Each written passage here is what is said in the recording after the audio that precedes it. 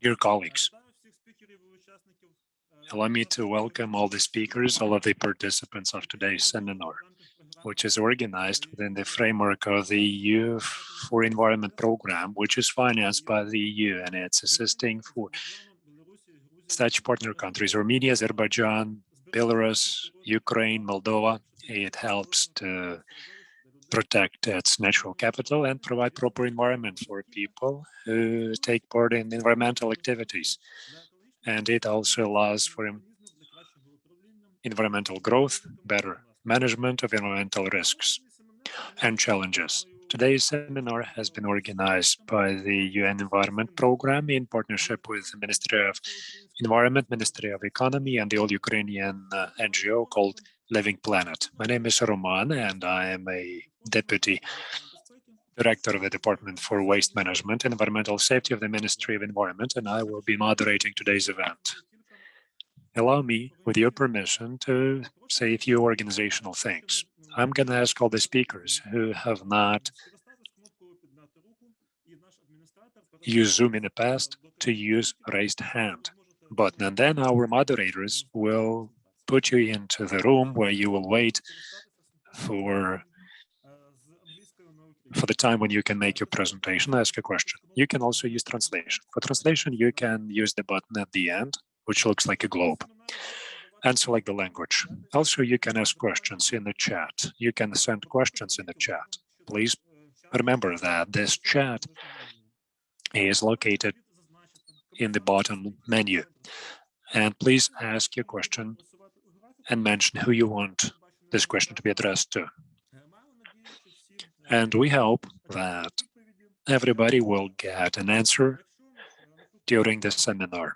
If there will be some issues and we won't have time to provide answers, we can do this later, or we can answer your questions in the video, which will be posted on YouTube.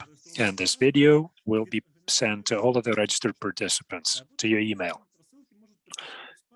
Sometimes this information may end up in the spam folder, so please check it regularly.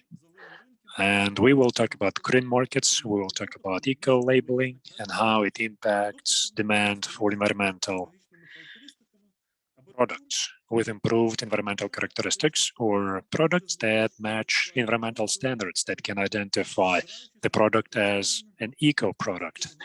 We will be using the research of the life cycle and criteria and indicators which describe environmental products or eco-products. I must mention that that is the driver for our environmental policy and greening of the economy. With your permission, I'm giving floor to the Deputy Minister of Environmental Protection, Ruslan Strelets.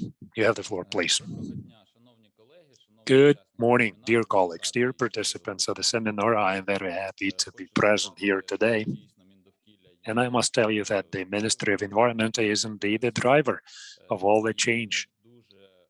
And we understand the importance of environmental monitoring and eco-labeling as an element that will allow us to build modern-day relationships between the natural environment and the people.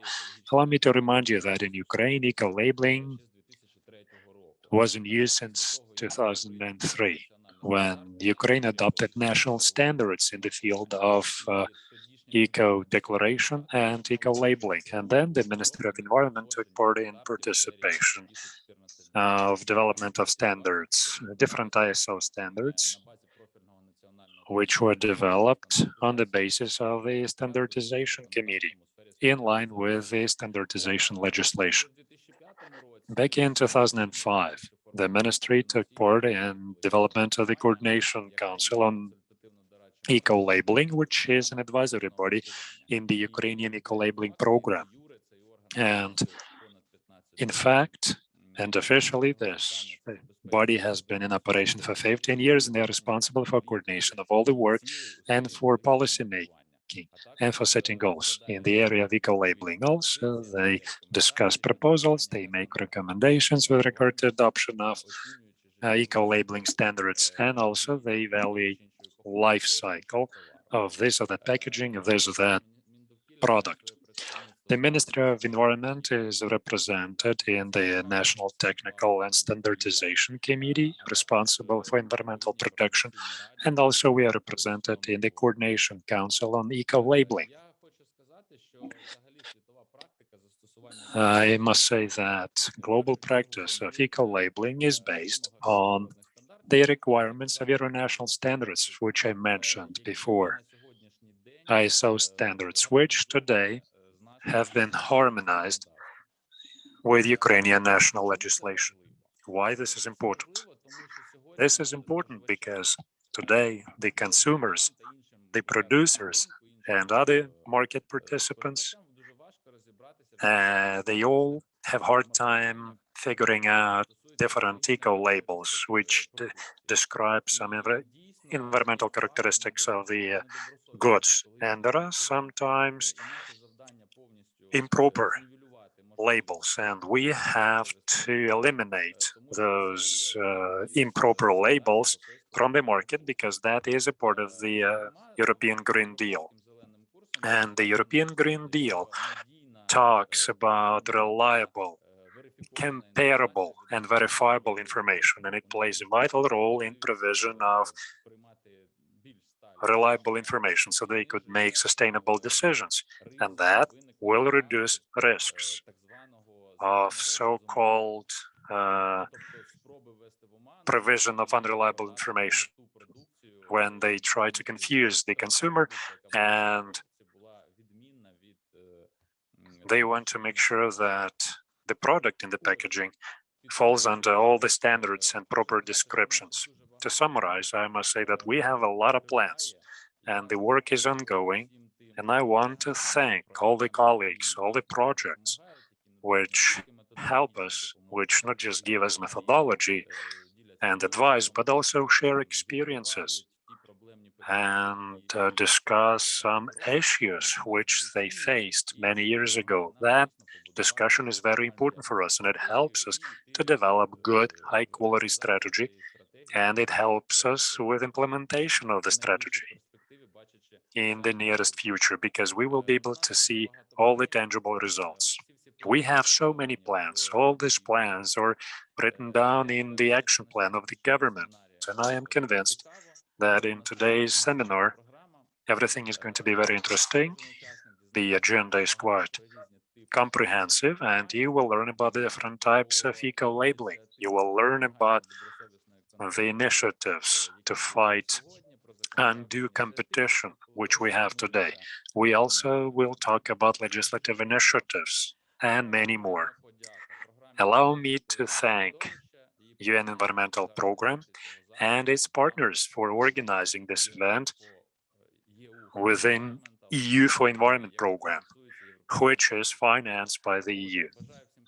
So I wish everybody fruitful cooperation, interesting discussions, and have a good day. To continue the discussion, allow me to say that this is a very important question, because over 14% of gross domestic product falls under procurements made in the public sector. And since 2019 in Ukraine, we take part in the reform in the public procurement system, and it allows procurers to buy more environmentally friendly and safe products. Now, there are a lot of standards in environmental protection that help to fight climate change and that deal with waste management. It's very important to have a system to improve environmental protection level in the field of public procurement. And the Ministry of Environment is working hard on this issue.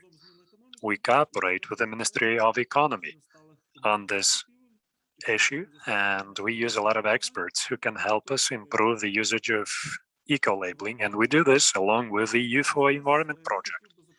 Right now, I want to invite Annu Yildasheva, who is the acting department director responsible for public procurement in the Ministry of Economy of Ukraine. Now you have the floor, please. Good morning, everyone. Thank you for giving me the floor. I am happy to welcome all of the participants of the seminar, which is now taking place under the EU-4Environment program. which facilitates environmentally friendly procurement and introduction of eco-labeling in Ukraine under the auspices of UNEP. Considering the demands of today and considering all the characteristics of the procured items, it's important during procurement to remember all these important things. The new version of the law on public procurement, which is in effect since April last year, allows the procurers to more widely use non-pricing criteria to evaluate the bids. But as the data shows from the electronic system, the practice of the application is not very widespread.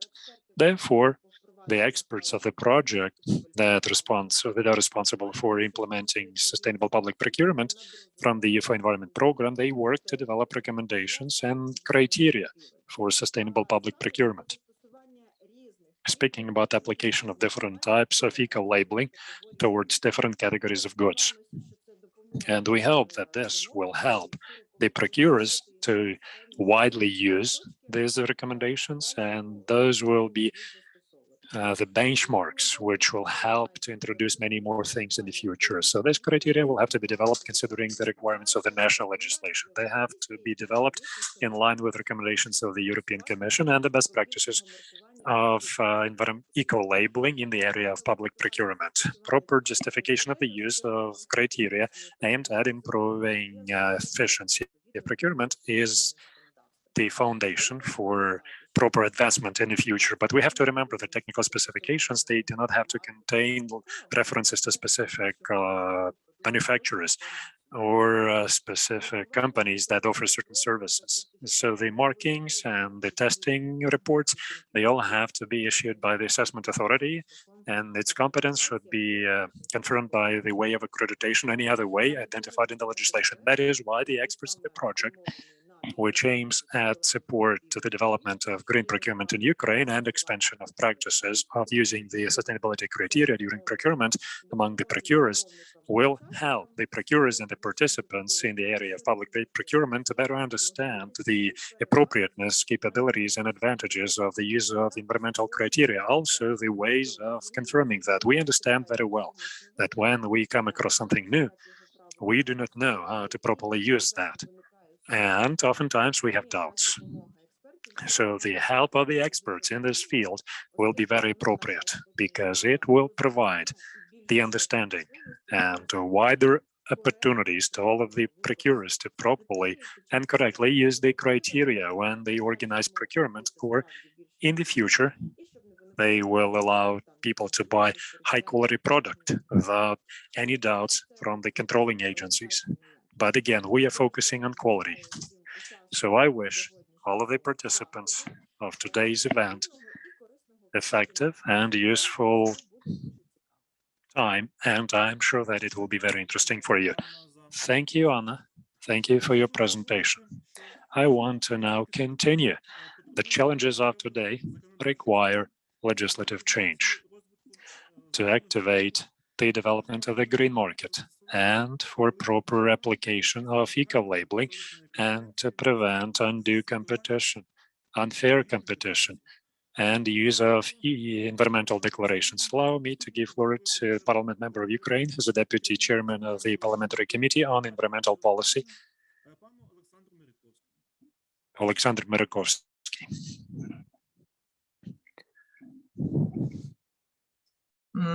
Роман, давайте тоді продовжимо. Я ще зараз Олександр Валерійович, що будуть технічні якісь проблеми, Well, if Alexander can fix the technical issues that he is facing now, he can stop us and start presenting at any time. So let's continue. We will get back to the legal regulation of the issue.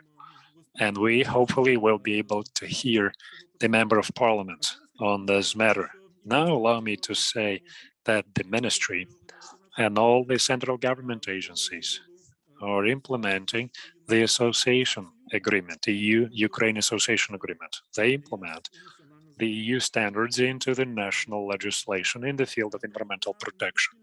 Therefore, for the Ministry of Environment and for everybody, the experience of the EU is very valuable. The experience of using eco-labeling in attaining the objectives of environmental policy and also with regard to green public procurement. Now, I'm inviting Olga Simak, who is the coordinator from the EU representative office in Ukraine. Olga, please, you have the floor. Good morning, everyone, and I'm sending best regards to all of the participants from the EU representative office in Ukraine. Allow me to say that today's discussion is happening at the same time with a dialogue of Ukraine's participation in the Green Deal, which is happening with participation of Olga Stefanishyna, the Vice Prime Minister of Ukraine, and Kateryny Maternovої. So eco-labeling,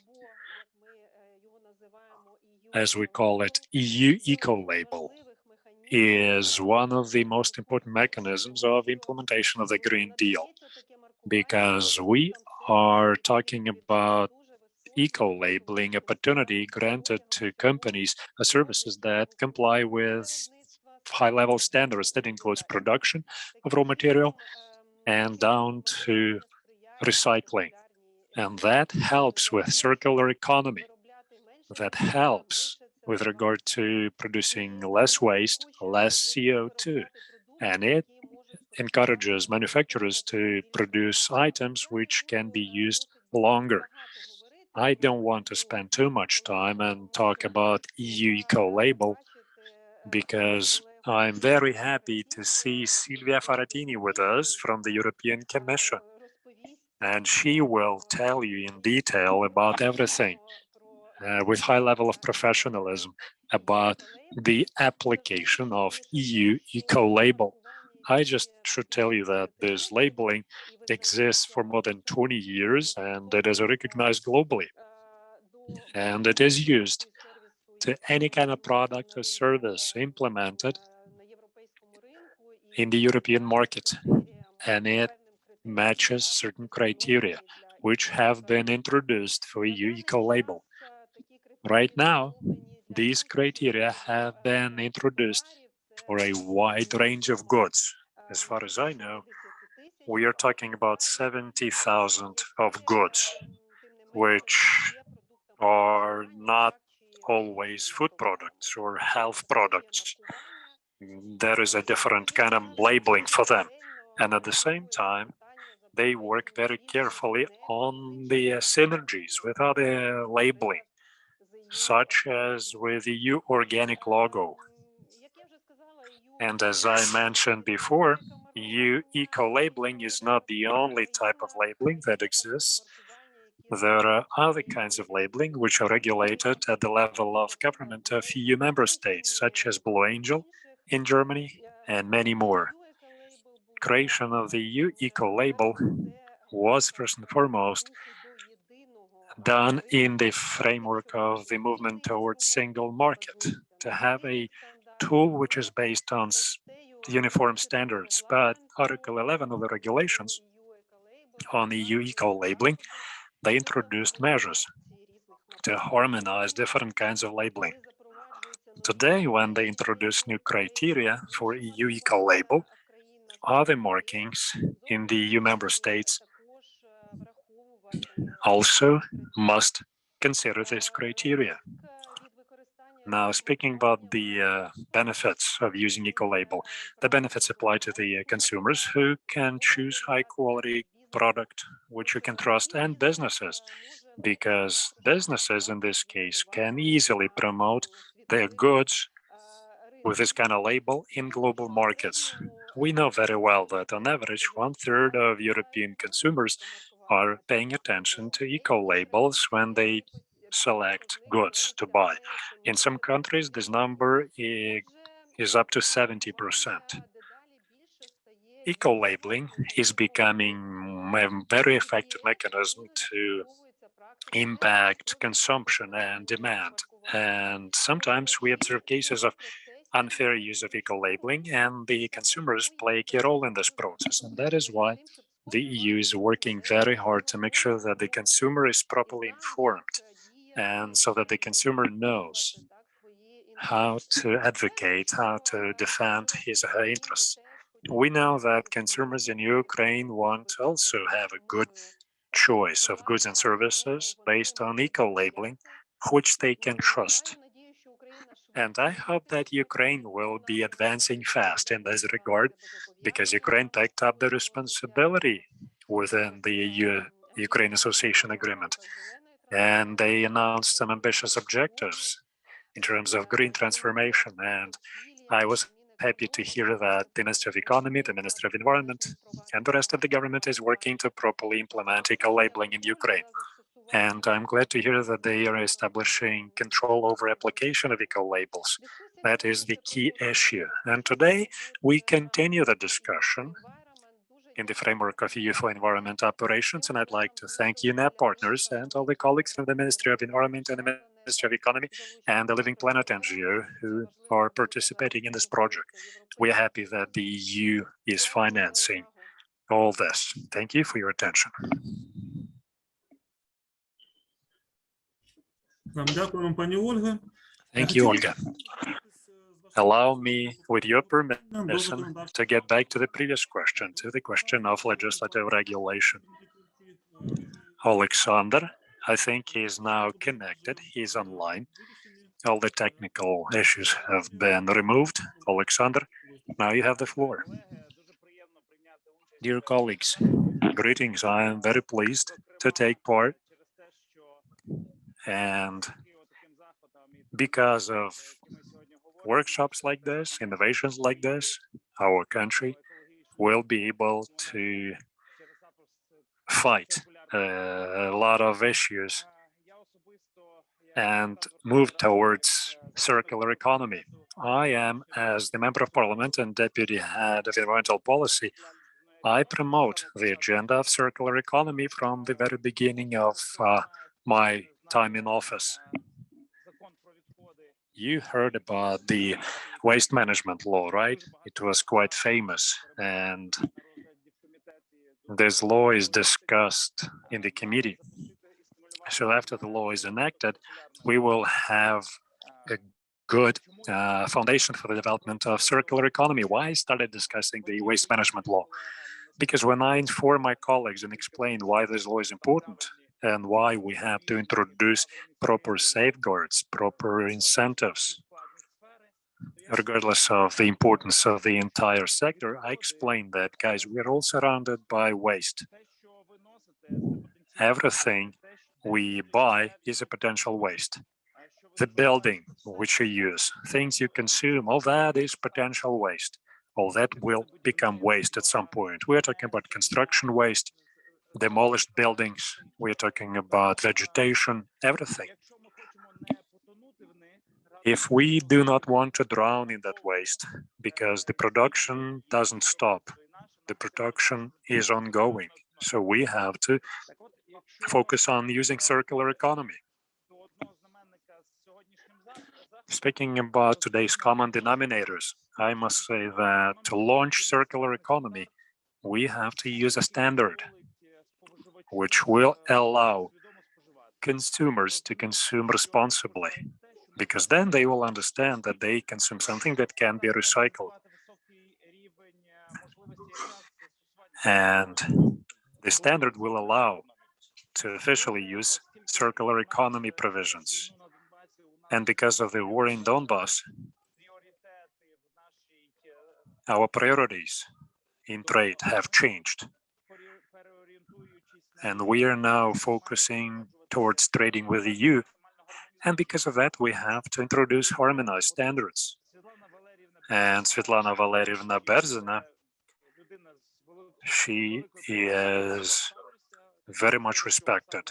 Why? Because she is one of those who promote the best standards, and she is helping in development of bills, regulations, and there will be one bill registered by the end of the week. And I think you will have a good discussion of this bill. And it will introduce the norms in the entire sector, so that in Ukraine we could launch high-level standards. Allow me to summarize quickly. I must say that in my environmental committee, many people know that we can find a lot of allies who will help with promotion of this bill, who will help with drafting of this bill to make sure that it uses the best provisions, the best opportunities, so that our country would become more environmentally friendly and consciousness with the help of best environmental tools which can be used based on European and our experience. And I wish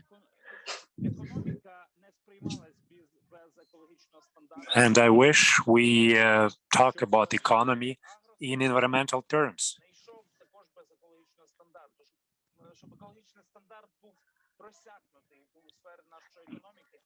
These environmental standards have to be a part of our economy.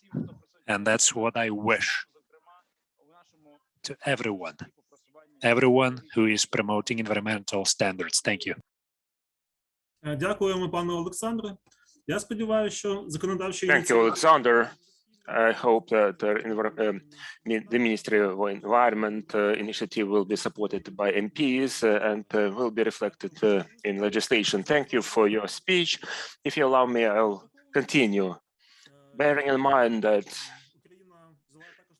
Ukraine also assumed obligation to reach global aims of sustainable development and sustainable consumption and production. One of them is Ecolabelling.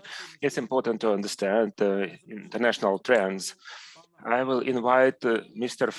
Farid Yaker, the UN Department on Environmental Protection. So, Mr. Farid, the floor is yours. Thank you, Roman. Good morning, Ruslan,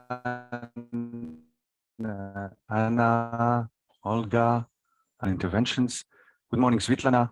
Thanks again for the great work you're doing with Living Planet. It's always a pleasure to attend the webinars you organize and to see the progress of the work. UNEP has been with Ukraine for now about 10 years, and we're really proud to see the good work that is being achieved. Hello to Niels and Lesia, my colleagues, and thanks for again and always to the EU, which is the second important player at the international level with us, always to provide financial support, advice, technical assistance, also to make sure that things happen. I'm also pleased to be in this webinar because every time I attend, I see that things are becoming more and more serious. When we talk about passing a bill, when we talk about getting to the legislative sphere, it means that we're really in business, that things are happening. And today the subject is important.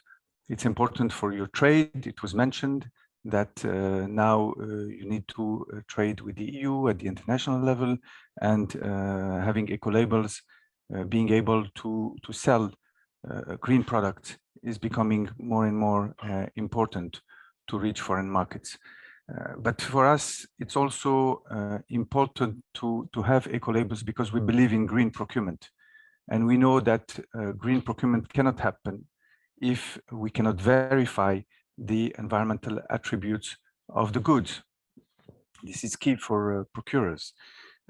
And we see that leading countries, they all have strong national eco-labels, or they are able to use international labels. So green procurement, eco-labeling, they work as a couple. We see that in Asia. We have the example of Korea, which started in 2006 with 4,600 eco-label products, and they had 900 companies that were certified. And after they passed the Green Public Procurement Law, they jumped to 16,000 eco-label products and 4,000 companies certified in 2019. So from in 13 years, they increased about 10 times, the number of eco-labeled. So we know, however, that there are problems with eco-labels, credibility, there's problem of greenwashing. That's why we believe in type 1 eco-labels. We believe in the support of the state to really register, recognize international labels and support national labels. And we're happy to support all this movement towards the strengthening of Ukrainian eco-labels led by Living Planet. So we wish you all the success in your journey. You can always count on us, and we hope to be successful in this project and in all your endeavors. We wish you all the best. Thank you.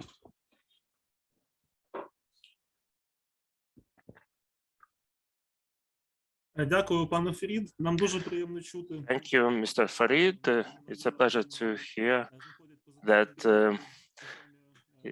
you give positive feedback to our initiatives, and we hope for further fruitful cooperation. Функціонує Національний технічний комітет стандартизації. We have a national technical committee of standardization, TK82, which is subject of standardization, which is responsible for development of green standards with regard to declarations. The conditions. Galina Buzan is invited to speak. She is responsible secretary of TK82. Mrs. Galina. Good morning, dear colleagues. I'm glad to greet you.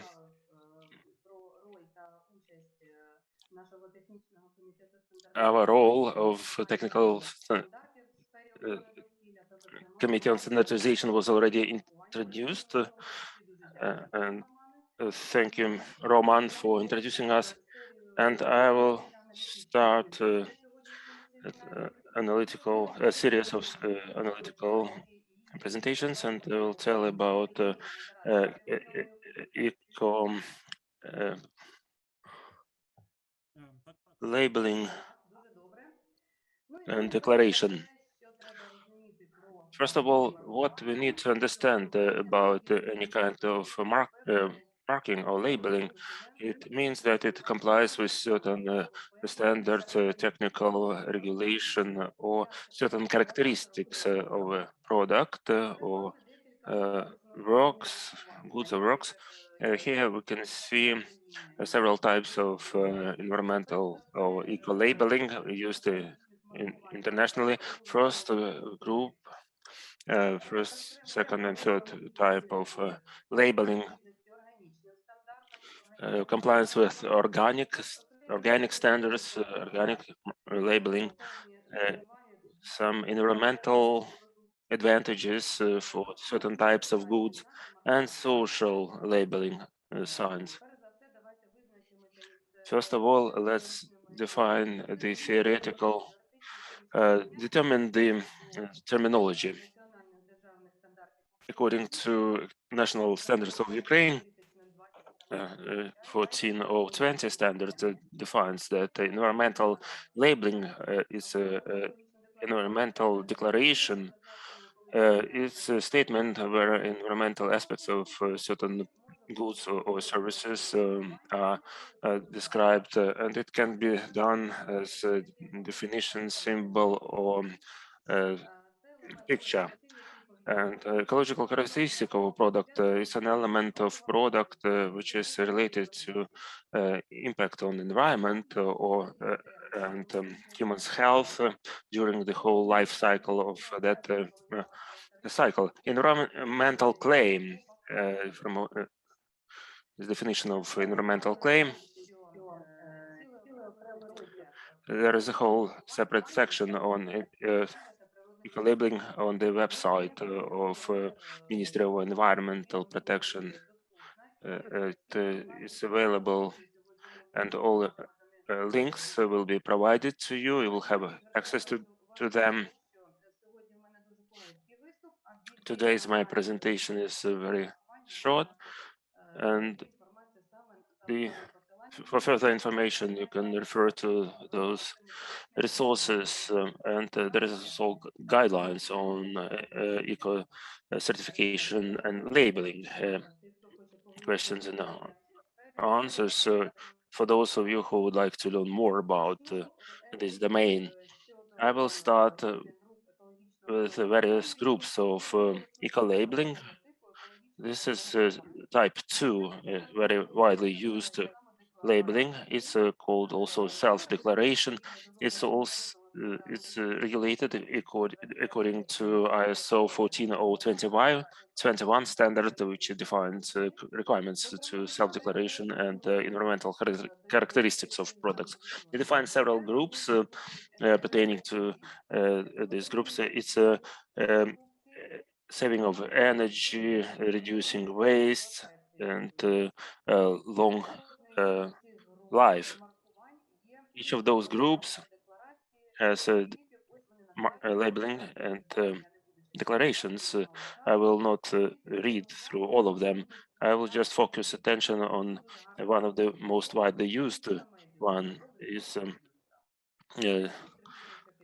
this triangle of medius with arrows. It labels resource-efficient products which contain recycled materials. There are two types of it.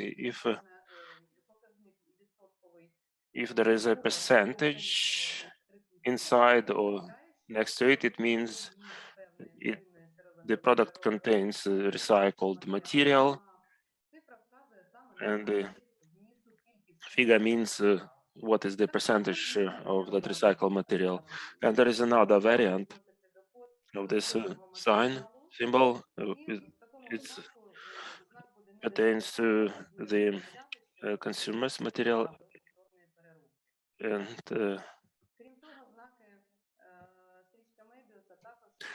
this medius sign can be marked by types of materials which are suitable for recycling. There are different types. If it's plastic, is H7.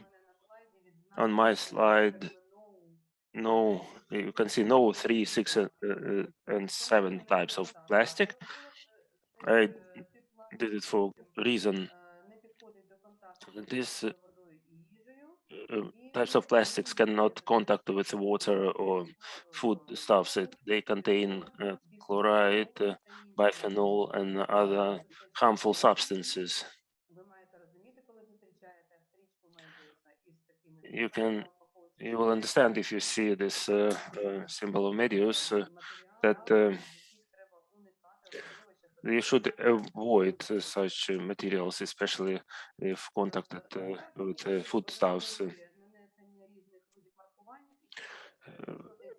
ISO 1043 standard defines the way how you put the marking and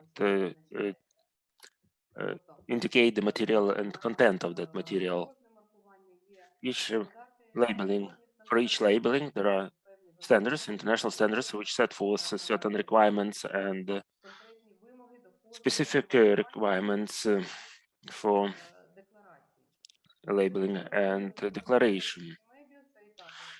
With regards to the medius sign in 14021 standard, there is a recycling requirements for the producer, so that they indicated in the declaration. For example, in this standard, how it looks. It's not only for medius sign, but also which are indicated in this standard and other standards. This is another example on biodegradable materials. This is also self-declaration and specific requirements for materials which can be composted. This is set forth by the European standard, which is transposed in the Ukrainian standard. 13.44.32. That's about the second type of eco-labeling. Unlike the second type, the first type is not self-declaration, it's labeling whose compliance is assessed by special bodies which are responsible for assessing compliance. According to ISO 14024 standard, this standard sets forth principles and methods of using eco-labeling. You can see various types of eco-labeling used worldwide. We can see those on the map. This is eco-labeling of first type, and they comply with 14024 ISO standard. They are part of the network of eco-labeling, global eco-labeling network. This is Ukrainian sign green crane. Here, eco-label in the EU, Scandinavian countries, and other countries. With regard to the Ukrainian law on eco-labeling, the right for eco-labeling, that products which passed certification by special body and evaluated at every stage of its life cycle according to environmental standards or criteria. This the law, which the products labeled as such are friendly to environment and humans. They comply with environmental standards and criteria throughout the whole life cycle of that product. Regarding regulation in Ukraine for checking for compliance, as it was mentioned, as previous speakers mentioned, the body for checking the compliance is responsible for that, and it has to be attested. This is the document, how it should look like. National Agency for Accreditation of Ukraine, which issues this attestation. This is I often use in outreach videos on environmental standards and products, certification and marking. I won't show this video now. It will be available after my presentation. After the webinar, it will be mailed. It's important to note that the environmental standard is developed for various types of products. They're different for various types, and they comply with ISO 14024. This standard sets forth requirements to characteristics of products by indicators, and producers have to comply. They have to exclude harmful substances and avoid pollution and save natural resources and energy. The key aspects considered in the eco standard environmental criteria is energy efficiency, resource efficiency, chemical hazards, indicators for environmental pollution, prevention of climatic changes, and depending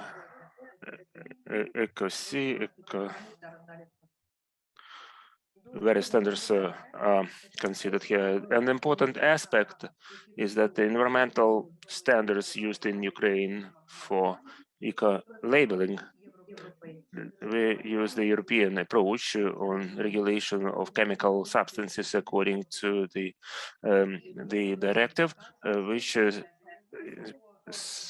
defines the classification on and the use of harmful substances or bans their use. As you can see on the slide, types of marking of hazardous materials and negative impact which can cause on human body or environment. Recently, various studies were conducted on the impact of the various products and on reducing the pollution and negative impact on environment. As environmental standards are much tougher, we can see that those harmful substances are reduced. Now, the list of certified products which we have in Ukraine, which is available in the market, and whether the certificates are valid.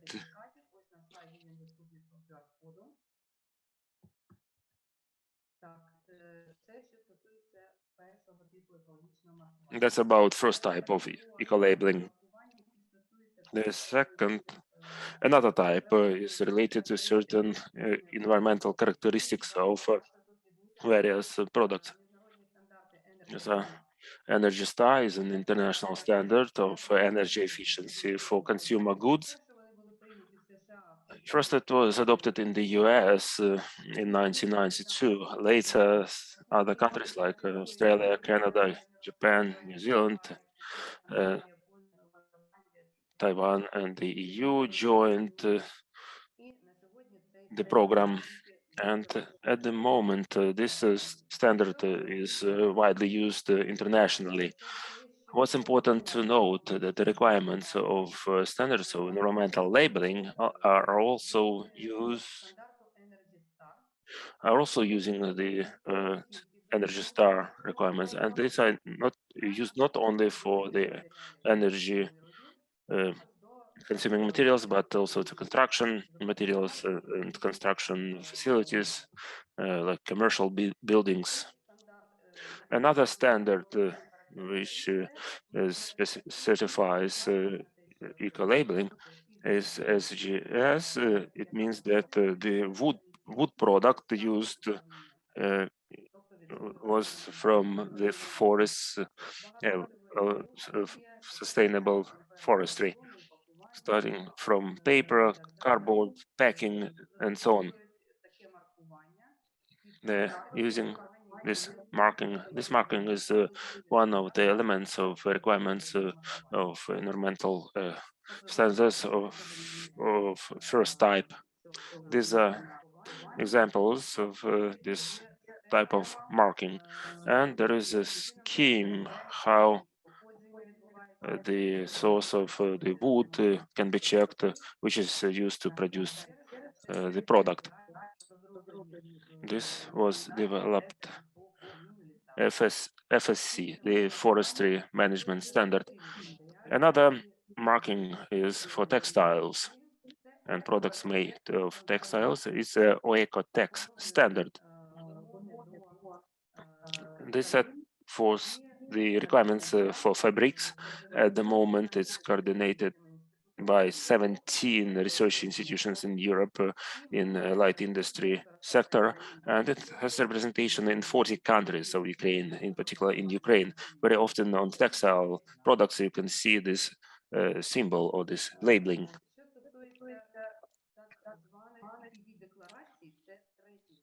EPT declarations, this is the third type of labeling. And this is according to ISO 14025. This is international standard for principles and methods of developing eco declarations based on life cycle assessment. These are tabulated data on specific products. Acrylic bathtub. Would like to show on this example how it can look like. For 1 unit of calculation, these are square meters of acrylic tub, and all the data related to impact on environment and human health. It includes GSG, gas emissions, potential for destroying ozone layer, and acid leakage and the use of resources, energy, water, and so on.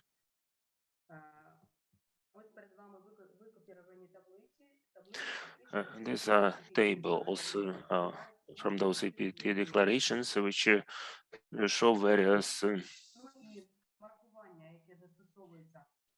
materials and the marking used for the third type is like a food, which is called footprint.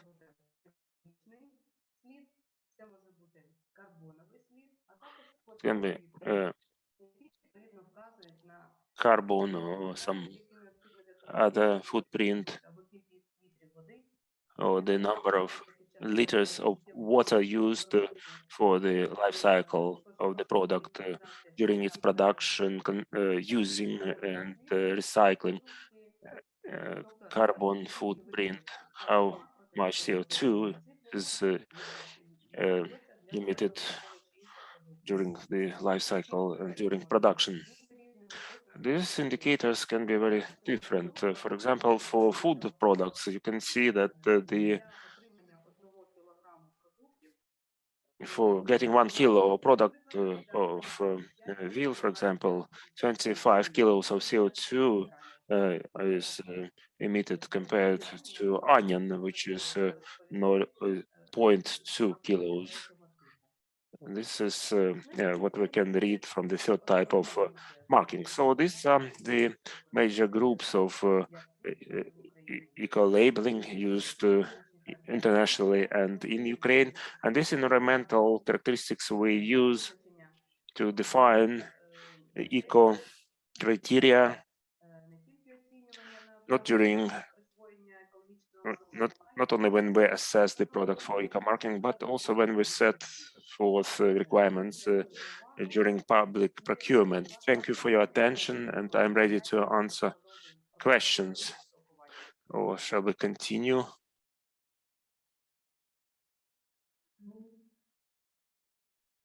Пані Галино, дякую за змістовну та цікаву презентацію.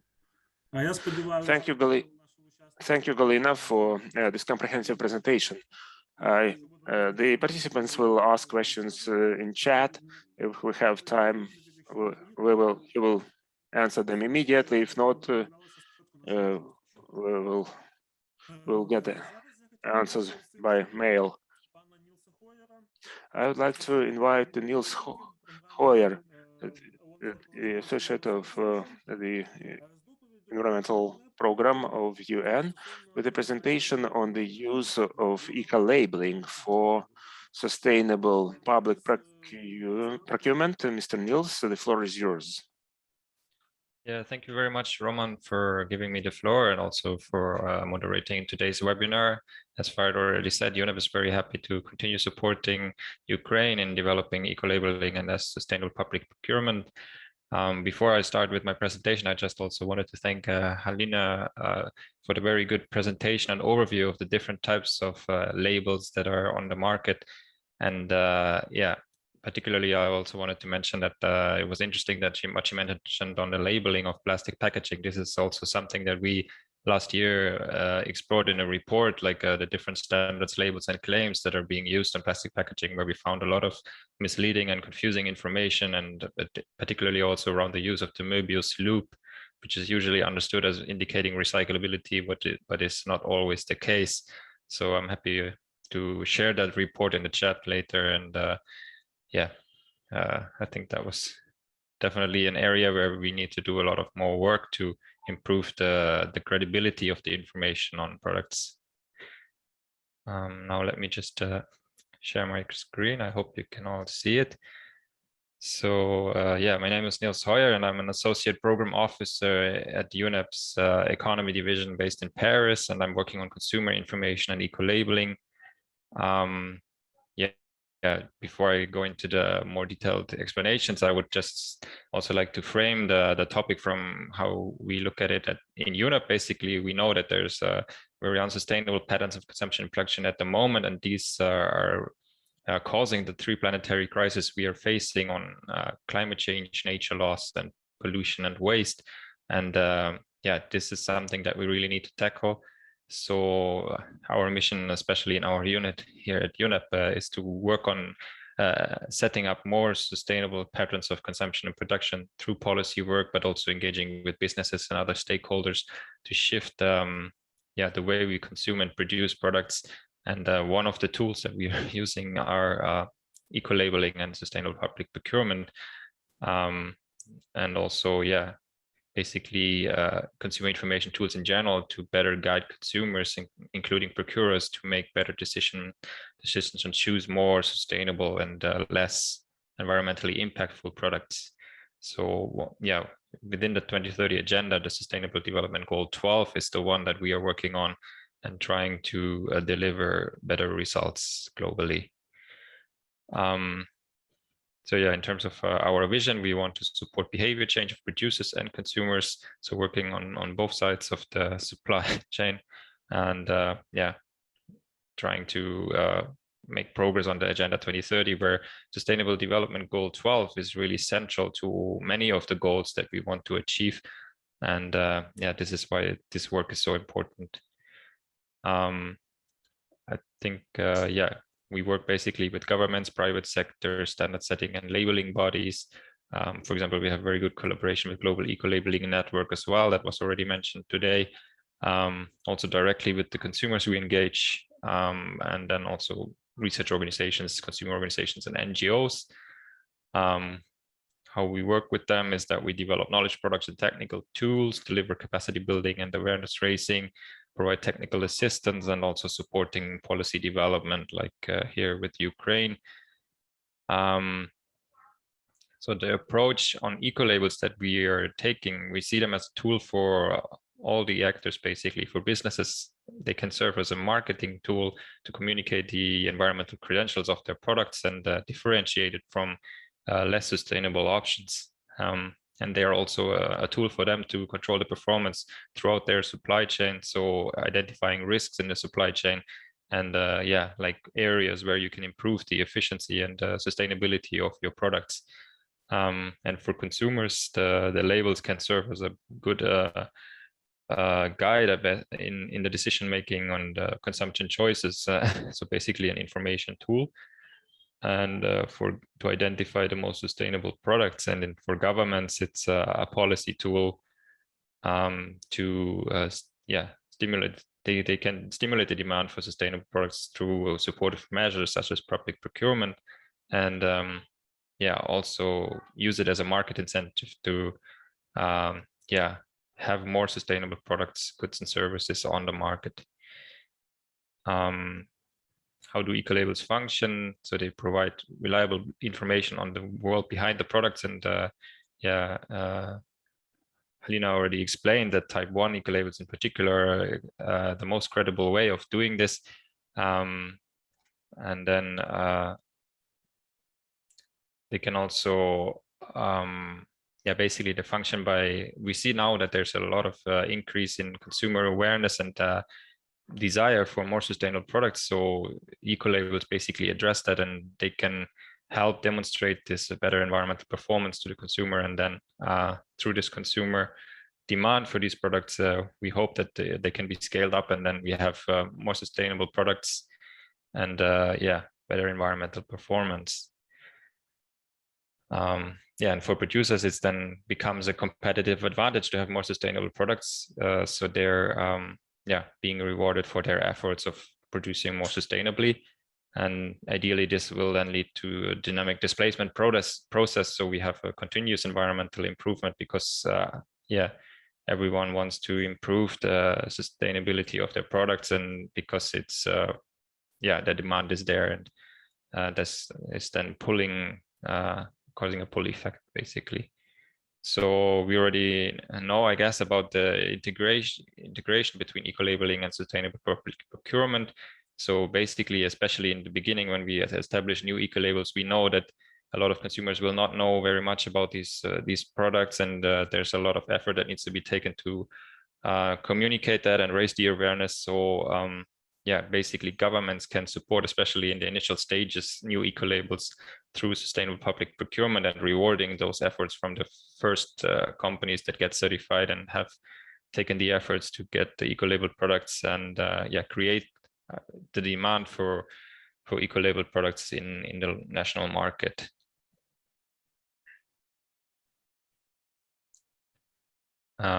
Here I also just want to mention that earlier this year we had a very interesting webinar in March, together organized with the Green Growth Knowledge Platform on eco-labels and how they can be scaled up and streamlined and used to drive sustainable consumption and production.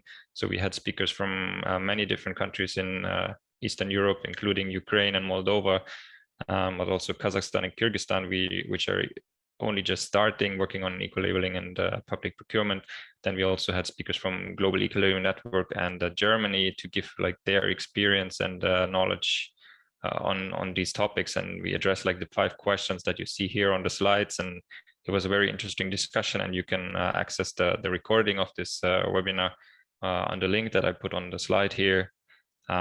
Basically, we saw that there's a lot of consensus that eco-labels and the connection with the sustainable public procurement offers a good opportunity to drive more sustainable consumption and production, but we also identified some challenges in, for example, navigating this complex eco-certification landscape and identifying the most credible eco-labels for example, for procurers. There was also mentioned the need to better train procurers on these different tools and how to identify more sustainable products. And especially in like Kazakhstan and Kyrgyzstan, for example, they mentioned that the connection between eco-labeling and procurement is a big challenge. And another area, I guess, is also communication. For example, how do we better inform consumers about the eco-labels that we are developing and the credibility of them, especially if there are so many other sustainability claims and tools being used in the market that confuse the consumers and undermine a little bit the trust in the tools. And so this is definitely also a challenge. Even in, for example, in Germany, the Blue Angel eco-label has been established for many years, but even now there is still not every consumer is aware of what the label means and how it what stands behind it, and how complex also the process is to define the criteria and continuously update and assess the product. So the communication and information campaign, so to say, to better inform consumers about the eco-labels is very important to make them more effective and scale up. And I think especially also scaling up is an issue, especially when you start with a new eco-label, like because it takes time to develop the criteria for the different product categories, and then it's also costly for the businesses to get the certification and so on. So there's a long process and that this entails, and also getting businesses on board and then forcing, sometimes it can also be more costly for them. So there's a lot of support needed to make this work. We also emphasize the need for collaboration and global knowledge exchange on eco-labeling and the need for mutual recognition. I believe Julia will give a bit more background on that topic later today, so I'm not going to go into more detail here, but you're welcome to see the recording and from this webinar. Now I also just want to go a little bit into procurement, which is not necessarily my area of expertise, but just because it's so interlinked with the eco-labeling. So basically, when you look at the procurement cycle, we believe that during the definition of specifications, this is where you should reference or where type 1 eco-labels can be used, and also type 1 like voluntary sustainability standards. And it's always important that ideally these eco-labels and standards are considering the entire life cycle of products, which is the case for the type 1 labels.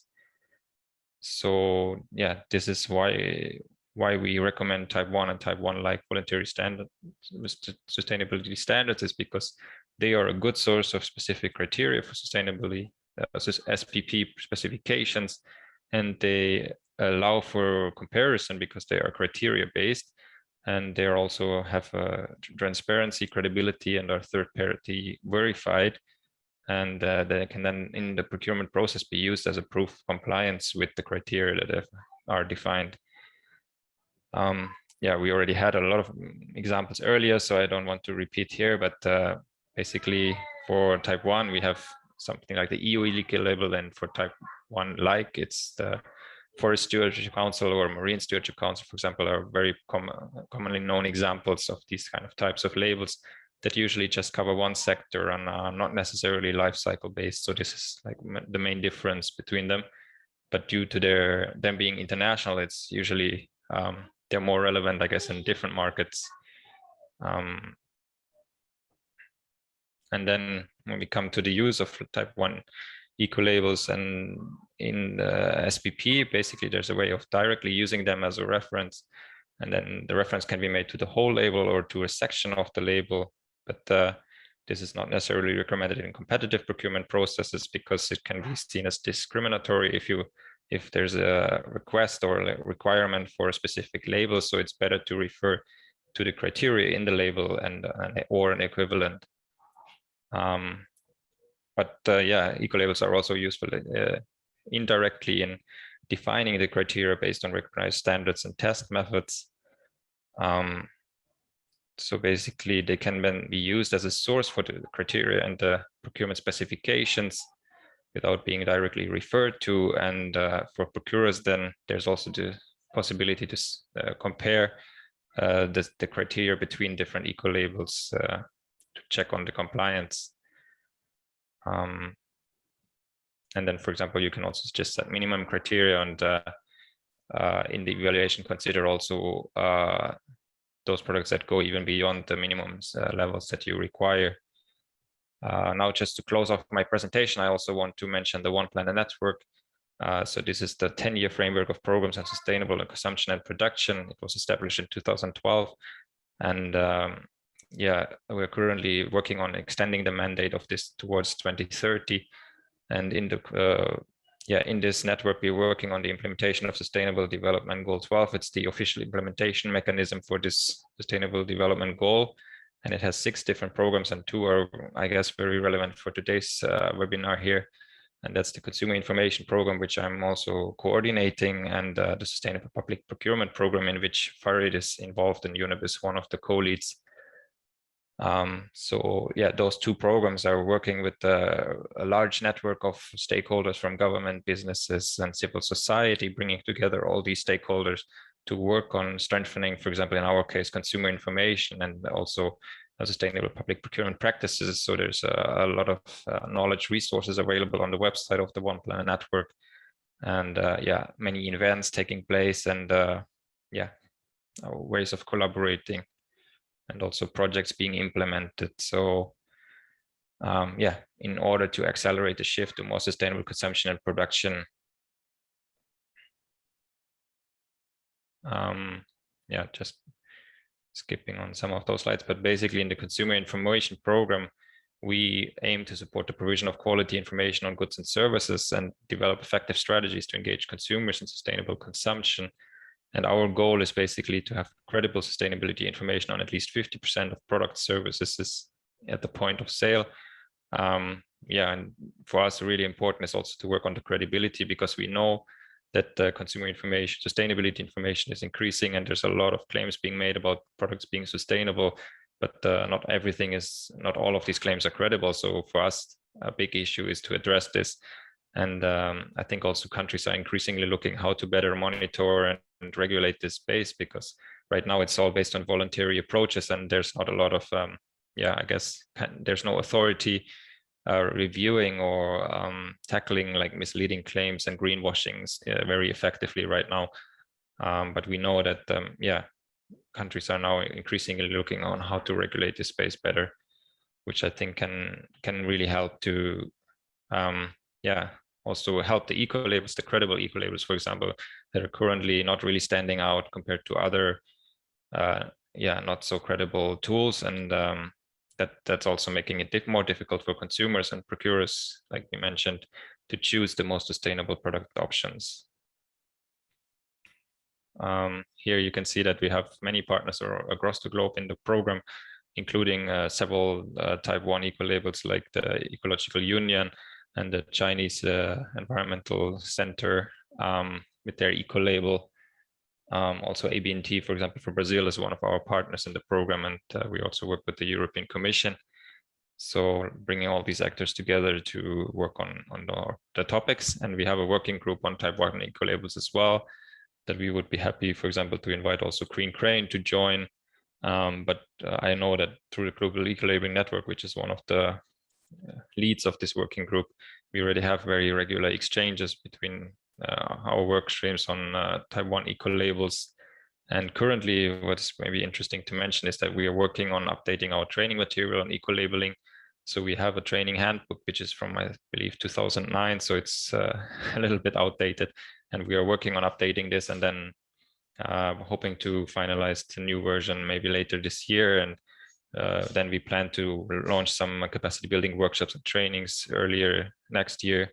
So we will also be very happy to invite representatives from Ukraine to these capacity building workshops. And with that, I would like to end my presentation, and thank you very much for your time and attention. Дякуємо, пане Нільсе, за Thank you, Nils. Thank you for in-depth presentation. I hope that it was interesting for all of the participants of today's event. Considering the fact that the development of the green markets at the global level requires coordination and cooperation, and also introduction of labeling standards, as mentioned before, in the light of discrimination and restrictions which we have to remove. In principle, it's important to introduce mutual trust mechanisms and recognition between different labeling agencies from different countries to eliminate trade barriers. Now, what has been done in this regard, and what is the role of the International Association in this, which is working on type 1 eco-labeling in the global network? We will now listen to Yulia Grichova, who is going to talk about these very important issues. And then I will invite Kate Harris, who is the secretary from the global network of eco-labeling, and she will add to the presentation of Yulia, and she will speak about the global community and how they celebrate the Day of Eco-Labeling. Over to you, Yulia. Thank you very much, and thank you for inviting me for this event. I'm really happy to join and to tell more about the eco-labels type 1, which are also called life cycle-based eco-labels, and the global eco-labeling network, and the work that is done inside the global eco-labeling network between the members to facilitate the global trade of eco-labeled products. And in my presentation, I will tell more about why eco-labels type 1 are considered to be the tool for ensuring environmental excellence, and how the criteria are developed, and also what is the impact on the environment in real numbers calculated of the eco-labels. And I will also tell about the global eco-labeling network and the programs within the GEN, which are called Genesis and multi-recognitions agreement. First of all, it is important to say that among all the eco-labels, or among all the labels on the market, type 1 eco-labels are the leadership labels. And their leadership arises from the principles which are written in the ISO 14024 standard. It is important to say that the global eco-labeling network was the author of these standards in the early 90s. And the several attributes for eco-labels type 1 are their voluntary market basis nature. And this means that the companies decide to get the eco-label because they want to have market advantages. And eco-labeled products are recommended to use in green public procurement in many countries. And also many analytical research show that consumers prefer to choose eco-labeled products from others in the market. Products must meet the environmental criteria across the product life cycle, and it is also very important, and I will talk about this later. Ecolabels rely on the independent third-party verification, and this is not the company declaration. Therefore, the greenwashing is avoided when you are dealing with the eco-labeled products.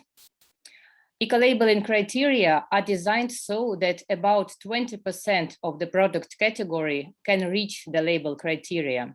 And when the number of products that can comply with the criteria is growing, then the criteria are becoming more strict. And this is the constant improvement of eco-labeled products in the market. Please let me tell more about the criteria development. And this is the core procedure in eco-labeling, and the core basis of criteria development is written also in ISO 14024 standards. By setting strict, measurable environmental criteria, we can influence the companies to become more green. And criteria are based on the life cycle approach. And this means that all the stages of the product life cycle are considered, but the most critical impacts are addressed by setting the requirements for particular stages. For example, for laundry detergents, these stages are product use and disposal, and criteria are set to the effectiveness of the product, chemical content, including biodegradability, and also the energy savings during the product use. Also, the product performance is very important, and the product functional characteristics should be not worse than the functional characteristics of the average product. It is very important so that consumers can use eco-labeled products without any doubt in their quality. You can find eco-labeled products in many categories, and there are overall more than 1 million eco-labeled products in the world, and more than 1.5 thousand eco-labeling standards in different countries. And more than 17,000 companies in the world are have certified eco-labeled products. And you can find eco-labels both on food and non-food products, as well as on services. There are different countries where the criteria are more for consumers or more for B2B or GPP focus. And this is usually manner of how the criteria are existing. But in many countries, you can also have the broad spectrum of criteria. In 2017, the German Environmental Agency commissioned Eco Institute of Germany to get the methodology to calculate the environmental impact of eco-labeled products. And this was the very interesting study, and several countries were participated. Namely, there were New Zealand, Russia, India, Taiwan, Thailand, Germany, and China. The methodology allowed to calculate the difference between the environmental impact of eco-labeled products and average products in the market. And some of the results of this study you can see on my slide. For example, for the product group toilet paper in New Zealand, they have calculated that during 1 year, more than 20,000 tons of CO2 emissions were saved thanks to eco-labeled products in the market. And we also made this research for Russian products, for paints, and discovered that more than 5 million liters of paint were saved because of the improved functionality of the eco-labeled products, and also several tons of VOC, volatile organic substances, were also saved because of the use of eco-labeled paints. And this shows exactly that eco-label is not just the market tool for more sales of the company. This is the real tool that can provide reducing of the environmental impact of the products. And several words about the global eco-labeling network. The aim of the global eco-labeling network is to improve, promote, and develop the eco-labeling of products and services on a global scale. And global eco-labeling network advocates that type 1 eco-labels are most credible and comprehensive labels. And now we have more than 40 members, which are 27 full members who has passed the Genesis process, and I will tell about this later. And also we have several associate and affiliate members, and you can see all these members on the map. Our members encourage green product innovation through the stringent environmental criteria, and many of them have been doing such over 20 years. For example, like the German Blue Angel, which was the first eco-label. And last year, we have got several new members, and there are members from Indonesia, Netherlands, South Africa, Sri Lanka, Turkey, United States, Colombia, and Vietnam. And it is important to say that the eco-label from Netherlands also certifies food products.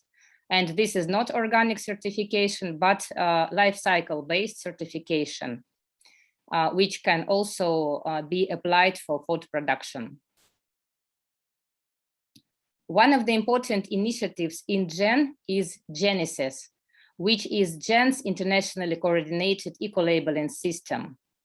And this is the peer review process, which is similar actually to accreditation, and it allows GEN members to be sure in each other's procedures. When the Genesis audit is being made, it is based on two standards, ISO 14024 that I already mentioned, and also ISO 17065, which is the standard for the certification bodies of the products and services. And Genesis is very important because members can trust each other and on the basis of the Genesis procedure. Today, more than 90% of all GEN members have undergone the Genesis process, and it is important to say that you should repeat Genesis audit every 5 years. And also the Ukrainian program Green Crane is the member of Genesis, and this is their second certificate, and the first was awarded 5 years before 2018. Genesis process is the basis for the mutual recognition agreements between GEN members. And GEN members are going into the mutual recognition agreements for the several reasons. And two main reasons are to reduce the barriers and facilitate market access for certified products globally. And this is important for global trade and for buyers. And for manufacturers, for those who want to have eco-labeled products all over the world globally, for global companies, this can reduce cost for certification, because if you have got the certificate in one country, you can get it more easily in another country with the help of mutual recognition agreements.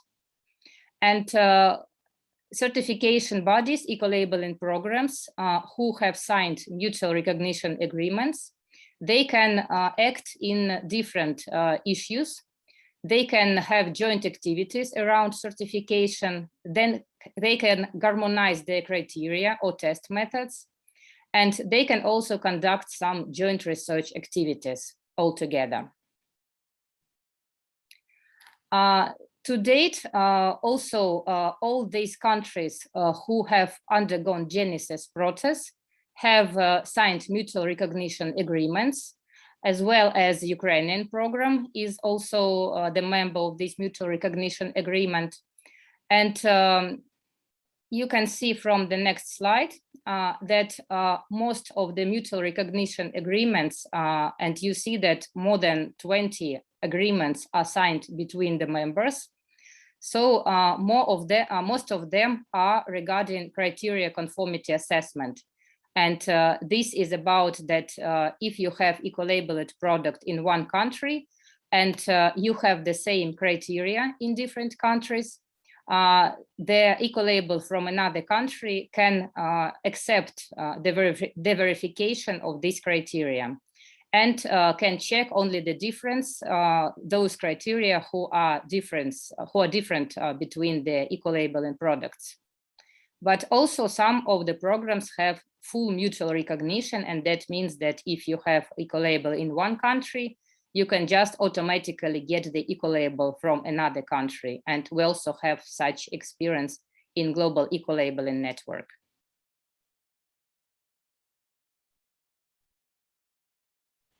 So to sum my presentation, I would really say that based on the attributes of the ISO 14024 standards, we can declare that eco-labels can provide confidence and clarity in purchasing decisions.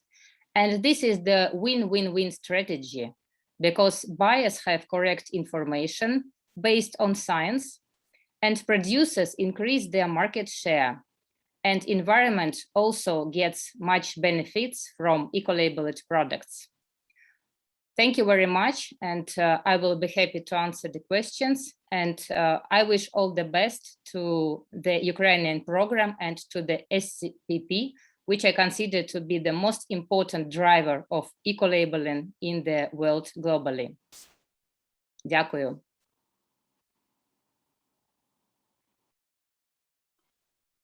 Thanks, Julia. Kate Harris, I'm the Gen Secretariat and work closely with Julia.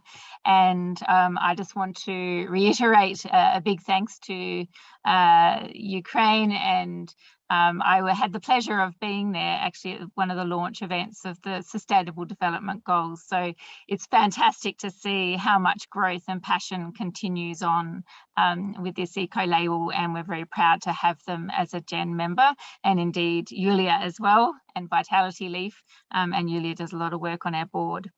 A quick message from me. I just like to say that we have our World Eco-Label Day coming up on the 14th of October, and we would really welcome you all to help celebrate this really critical and important mechanism for sustainable procurement. We will be launching a life cycle eco-label video on the 14th of October. So please look out on our website and social media for that and share widely. It does explain quite clearly the importance of the life cycle eco-labels that you've heard from some of the speakers today. We will also be visiting each country on a LinkedIn virtual world tour, given we can't travel ourselves. So please look out on Facebook and LinkedIn for a visit to your own label in Ukraine as well. In addition, we will have a SDG and retail webinar on the 11th of November as well. But most importantly, please look out for our video and celebrate thinking global and acting locally on World Eco-Label Day on the 14th of October. Thanks very much.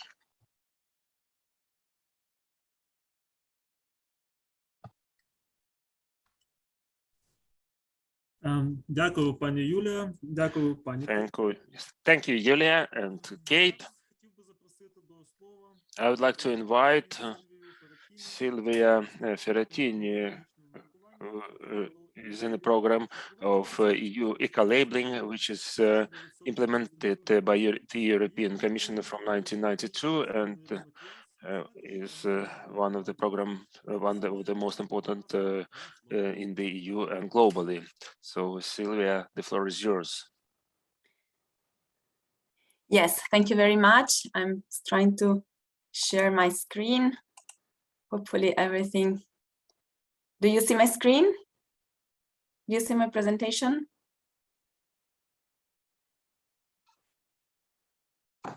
Yes, we do. Thank you. Yes. Okay, perfect. Sorry, I have two screens, so it's a bit difficult. I never know where to look at. So yes, thank you very much for the invitation of being here today with you. I'm Silvia Ferratini, and I'm the team leader coordinator for the EU Ecolabel.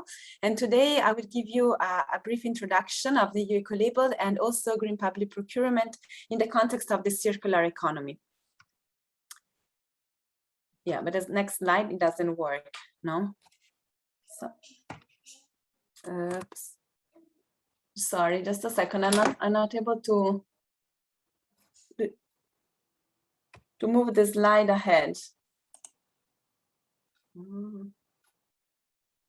Yes, sorry. Yes, so just a little bit of introduction. In response to the climate and environmental crisis, the Commission issued in 2019 the Green Deal. The Green Deal is like our new growth strategy that aims to transform the EU into a fair, prosperous, and modern society with a resource-efficient and competitive economy where there are no net greenhouse gases emissions in 2050 and where economic growth is decoupled from resource use.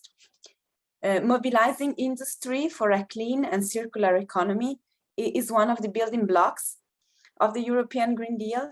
And to achieve climate neutrality, the EU needs to reduce its material footprint, but also to increase significantly its circular material use rate. And the circular economy is supported in the Green Deal in two ways, through a dedicated circular economy action plan, but also mainstreaming circularity in all the other action of the plan. And from one side, achieving a climate neutral and circular economy requires a full mobilization of industry. But at the same time, there is the Green Deal is also recognizing the need to empower consumers and public buyers to make informed choice and play an active role in the ecological transition.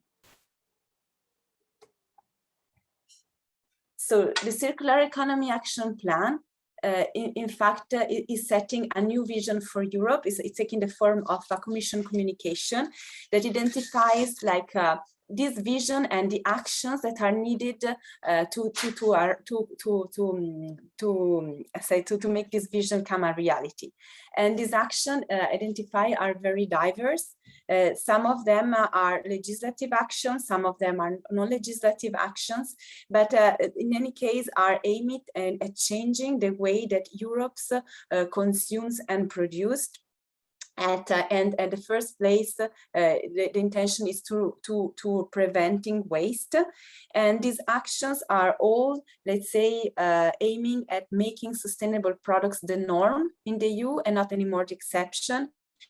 And at the same time, the action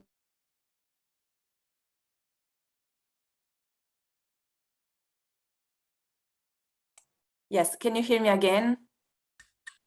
Yes, yes. Yes, can you see still the presentation? Sorry, I was disconnected. We are also, I was mentioning that, yeah, there are on the market is indeed misleading claims. So we are working at a legislative proposal to ensure that companies are substantiating their environmental claims with using the product and organization environmental footprint methods. Do you still see my presentation? No, you don't see it. Just a second. What's happening? We are also working at a legislative initiative to ensure that products placed on the market becomes increasingly more sustainable, mainly through the widening of the Eco-Design Directive beyond energy-related products. And we are also working at enhancing existing tools. One is the EU Ecolabel. We are working at increasing awareness among consumers, but also increasing uptake.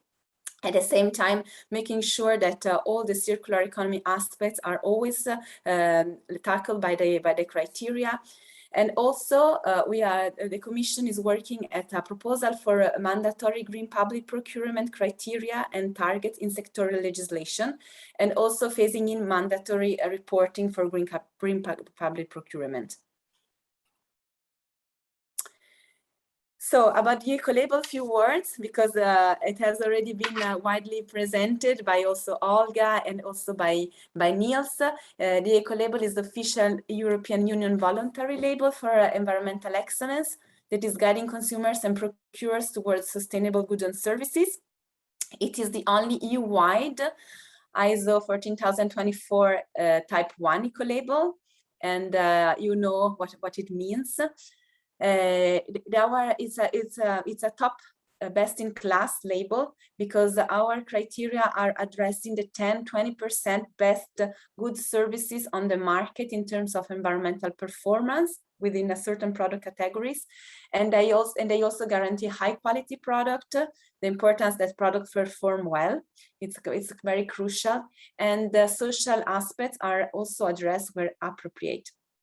The label is managed by the European Commission and also the member states, because of course it's up to the competent bodies of the different member states to verify all the documentation from the applicants that would like to get the label awarded to their products. And what it is very important is also that it can be awarded also to non-EU products, provided that they are placed on the EU market. I will not go through all these details because they were already mentioned. I wanted just to put some example of what the Ecolabel guarantee. For instance, that the Ecolabel products are durable, easy to dismantle, repair, reuse, and recycle.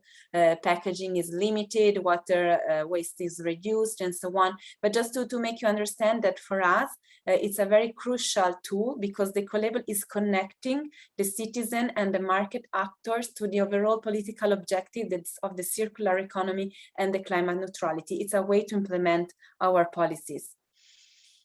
Now we have a 23 set of Ecolabel criteria in different type of products that range from cosmetics, absorbent hygiene products, detergents, but also textile, paper, and also tourist accommodation. We are at the moment developing the criteria also for financial products. And what has been very promising is the fact that also during the COVID time, the Ecolabel figures kept increasing. We have now on the market more than 78,000 products, more than almost 2,000 licenses. And so it means that the market showed a great interest in green products even during the pandemic. And the most Ecolabel product that we find on the market are indoor paints and varnishes, tissue paper and tissue products, hard coverings, textiles, and hard surface cleaning products. And the countries with most products are Spain, Italy, and France.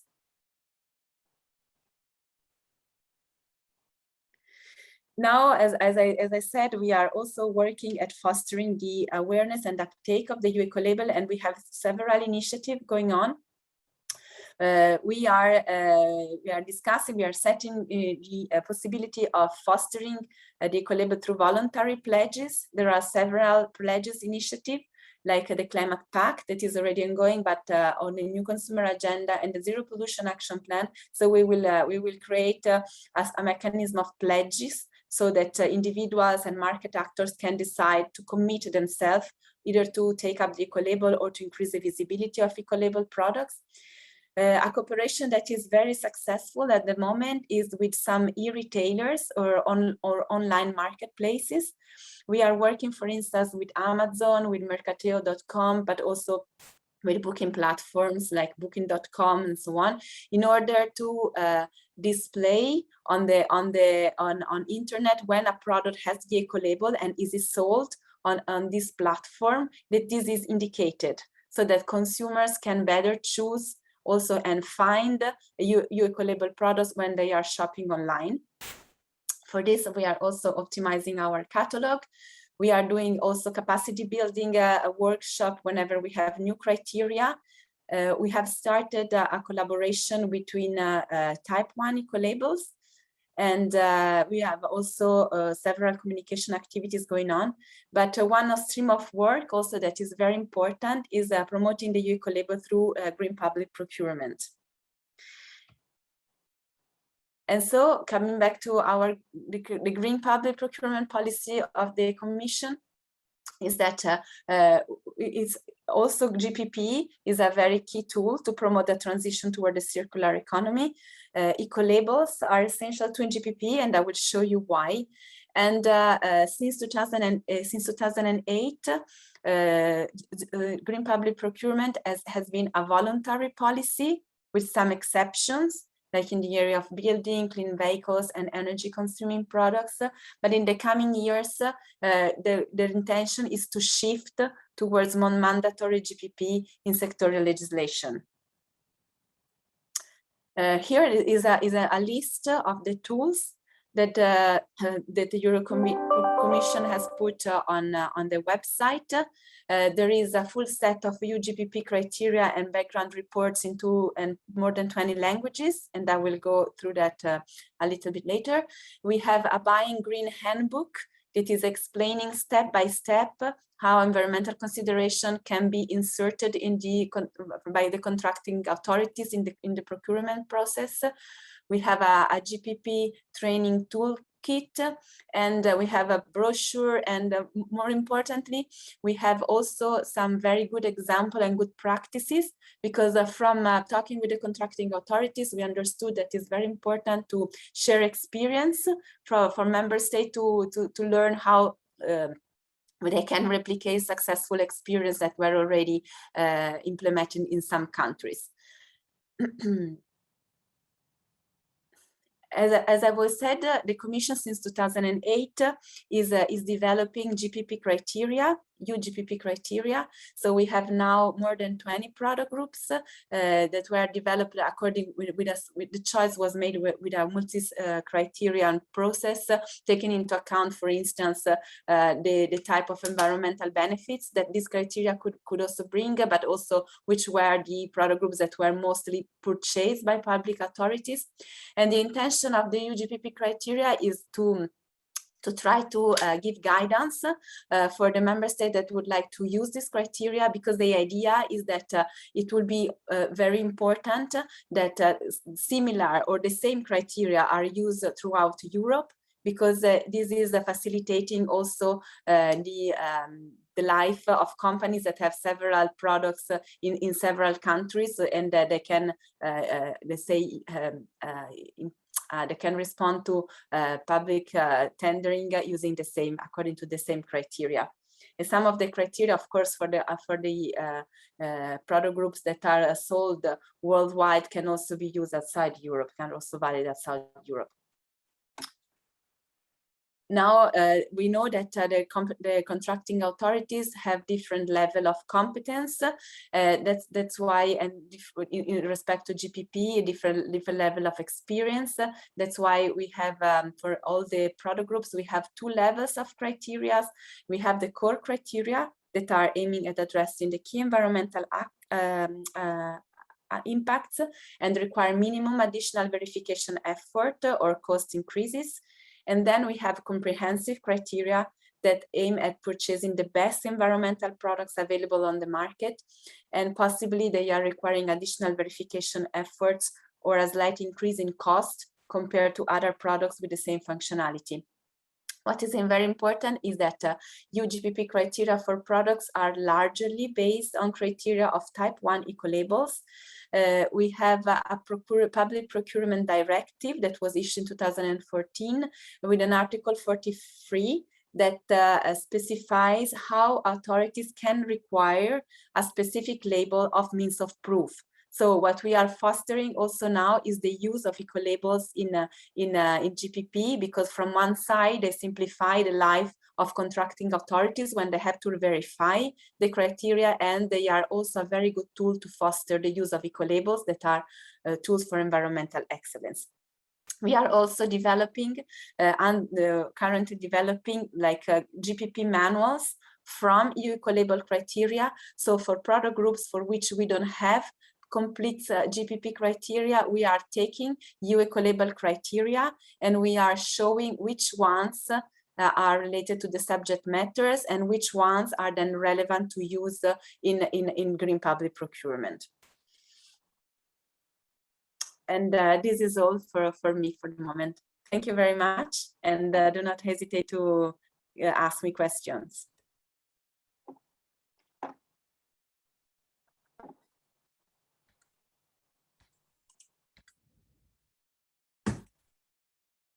Дуже дякую, пані Сільвія, за змістовну цікаву. Thank you very much, Sylvia, for this comprehensive presentation, I would like to mention that the government and the ministries and governmental agencies and civic society at large,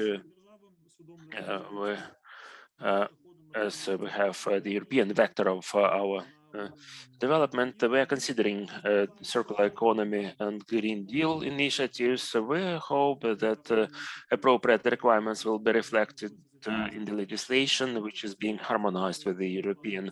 That's why it was very interesting to get your experience. We are grateful to you for that.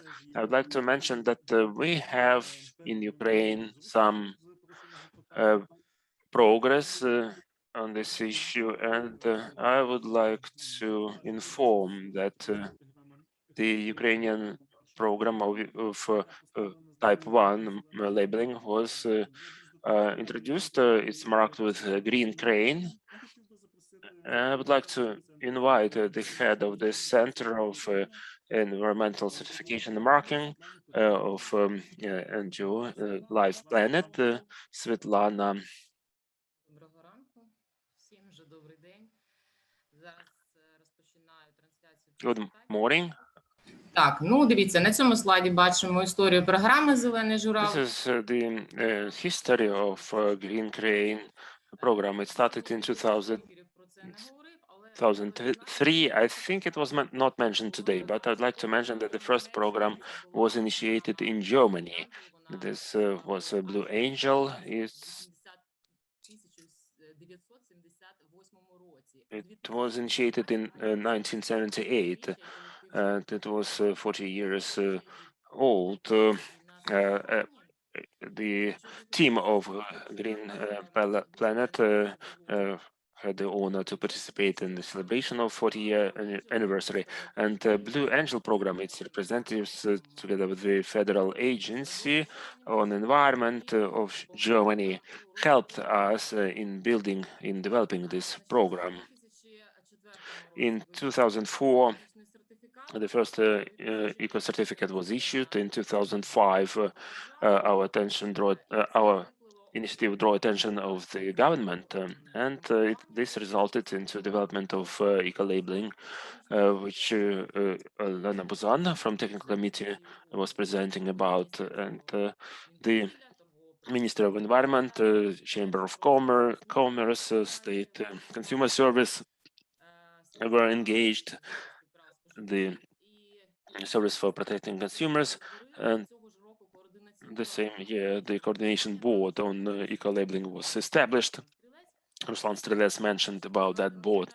The Coordination Board at different times had up to 15 members to provide this unbiasedness. So it has members from the government, from the interested associations, industry associations, and consumer protection bodies. It participates in drafting and approving the policies and reviews achievements by our certification bodies, also considers financial issues. So the main mission is to provide unbiasedness so that the certification body would be unbiased and provides for the balance between public bodies and industry and businesses and consumers, of course. In 2010, for the first time, we were accredited with the National Accreditation Agency. It was important. In 2011, we had an audit from the global Ecolabelling network. We had again from the Blue Angel, also a representative from Thailand. These were members and auditors group. So we successfully passed the audit. It strengthened our position also internationally.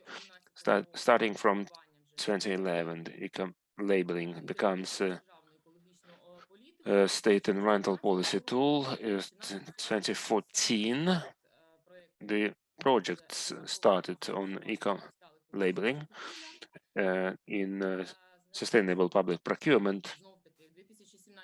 In 2017, we passed another certification with the National Academy of Sciences, and in 2017, as Yulia Krychova mentioned, now the eco-labeling is developing and reflected in legislation. We are working with the Ministry of Economy, with UNEP and Life Planet. We are continuing the program Open Environment with the sustainable public procurement and using eco-labeling in public procurement. На сьогодні тут статистично на цьому слайді, перепрошую, інформація. Some statistical information as of 1st of October, 52 certified companies, we mean valid certificates, which are valid, and the companies which are owners of those certificates, almost 1,100 goods and services have been certified, and 389 successful tenders were conducted. This is an approximate amount because the analytical instrument in ProZorro platform, which allows monitoring by certain certificates, is not perfect yet. That's why we got this figure only from those clients or purchasing authorities who address us for consultation. On the right, we can see Жовтень 2021 року. Maybe the most popular categories where certificates were issued is foodstuffs, 22%. The next is construction materials, the detergents, number 3, and 4th is dyes and paints. That's most important from the standpoint of public procurements. Unfortunately, we cannot see the slide. Знову її включити, тому що презентація не перелистується. І зараз, да, не перелистується? Не перелистується. Все чарівно. Так, і зараз не видно, да? Ні. От що ж це за така...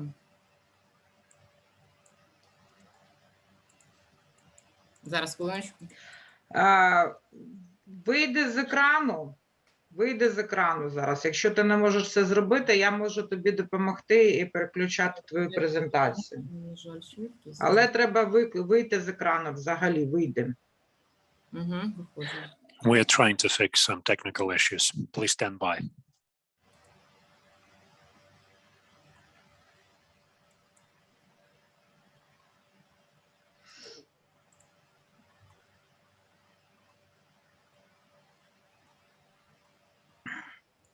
Так, якось. Ти не вийшла з екрану. У мене... Нажмі, натисніть вийти, вийти з екрану. Так, все, дуже добре, Світа. Тепер знову. У мене справа в тім, що обмежена швидкість, там, де я зараз знаходжуся. Можливо, ти підвисла. Так. Шановні, Світа, бачиш презентацію? Так, бачу, все. Це всім Okay, we now can see your presentation. Let's continue. Але тепер, будь ласка, наступний слайд. Next slide, please. Все? Так, буду просто просити, щоб переключали слайди. Але я хочу продемонструвати для всіх, що зараз... I want to mention again, this statistics is important. So please go over this once again. So 52 standards right now, which allow for certification. Those standards cover food products, construction, household products. 72 companies already have certificates. More than 1,100 services and goods were certified that belong to the category of food, services, hotels, also green offices. 132 certificates have been obtained and 389 tendering processes that were successful. This number is approximate, and this information comes from producers, manufacturers who wanted to collect information about proper tendering procedures and what kind of documents they need to provide. So this number is based on information from that. There is the analytical module in the Prozoro procurement system, and this module is not very informative. So we also have some information, a breakdown by different types of products, and the most popular here is the food product, 22%, 18% detergents, ranking third, second place, construction materials, third place, paint and varnishes, and cosmetics. Not just cosmetics per se, but also anything that comes in contact with our body, such as toothpaste, something that has direct contact with our bodies. Next slide, please. Well, the success of the program depends on trust from the consumers. It depends on how well they recognize the label, how well you organize your information campaigns, and we spent a lot of time doing that. We covered kindergartens, we covered schools, and also we covered higher learning establishments. In 2020, we offered classes on eco-labeling for school kids. It was supported by the Ministry of Education and Science, and we want to make it regular all over Ukraine. And the Ministry of Education is working on this together with us. And during different times, we selected different ways of communicating to the consumer. We used videos and city lights and social networks and some advertising, seminars, surveys. So there were lots of different ways to reach out and to inform the public about eco-labeling. All that has been done at the cost of membership fees of the Living Planet, the members of the Living Planet, or the cost of certificates also contain some of the costs spent for awareness raising. And those are the guidebooks on environmental management and certification and labeling. And there is a cross-cutting theme that goes through all of this guidebooks. It's about eco-labeling, and all that has been done with the support of Environmental Ministry.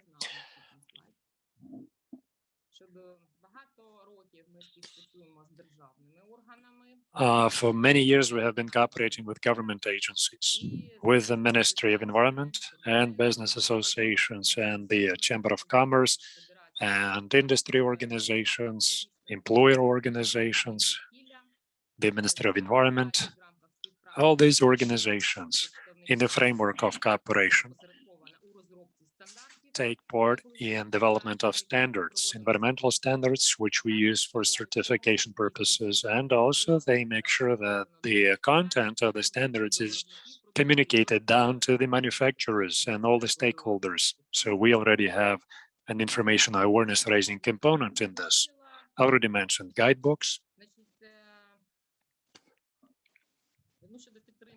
Speaking about government support, I must say that in 2005, and I showed this to you in the beginning, they signed an agreement to develop sustainable production and consumption together with the Ministry of Environment and the Chamber of Commerce and the Association of Consumers. And within this agreement, they developed joint actions between the Living Planet, NGO, and the above-mentioned organizations. And these joint actions have become a part of the national plan approved by the Cabinet of Ministers for 5 years to protect the environment. And also, we activated our relations with the Ministry of Economy, especially when UN proclaimed the Sustainable Development Goals in 2015. And since then, we have been working towards sustainable public procurement and improving the role of eco-labeling in public procurement. So we impact the economy by doing this. Also, in the framework of this cooperation, we started cooperating with the EU4Environment program, and we developed guidelines on sustainable public procurement, and we have developed pilot criteria for that. And that covers detergents, paint and varnishes, thermal insulation as the most promising goods for procurement, for repairs, for supporting government organizations. And we have, as I said, guidelines and guidebooks for sustainable public procurement. And for that, we organize numerous roundtables, trainings, and you can find a lot of information on YouTube so that the procurers could use that in practical, in their practical experience. Here you can find some data about the recognition of the green crane label by consumers. And the research has been done by Kyiv Economic University. They asked about the knowledge of the logo. They asked about how it impacts the decision-making by the consumers and whether people are ready to pay more. That's in green. And I can tell you this, doesn't make sense to mention all these numbers. We already spoke about this in general. So this is the national standardization label. Then there is the organic production label from the EU. Then the environmental label for the textile products. Then the eco label for forestry, and so on. So all these labels are very well recognized. The results are quite good. And the decision-making capabilities are also very good. And people were ready to pay more for environmentally friendly textile or responsibly harvested wood. That this data is from 2020. A similar research from 2015 has shown worse results, twice as worse. And that means that we are developing in terms of eco-labeling and its awareness. The numbers are improving, and that's the key issue that we have to remember.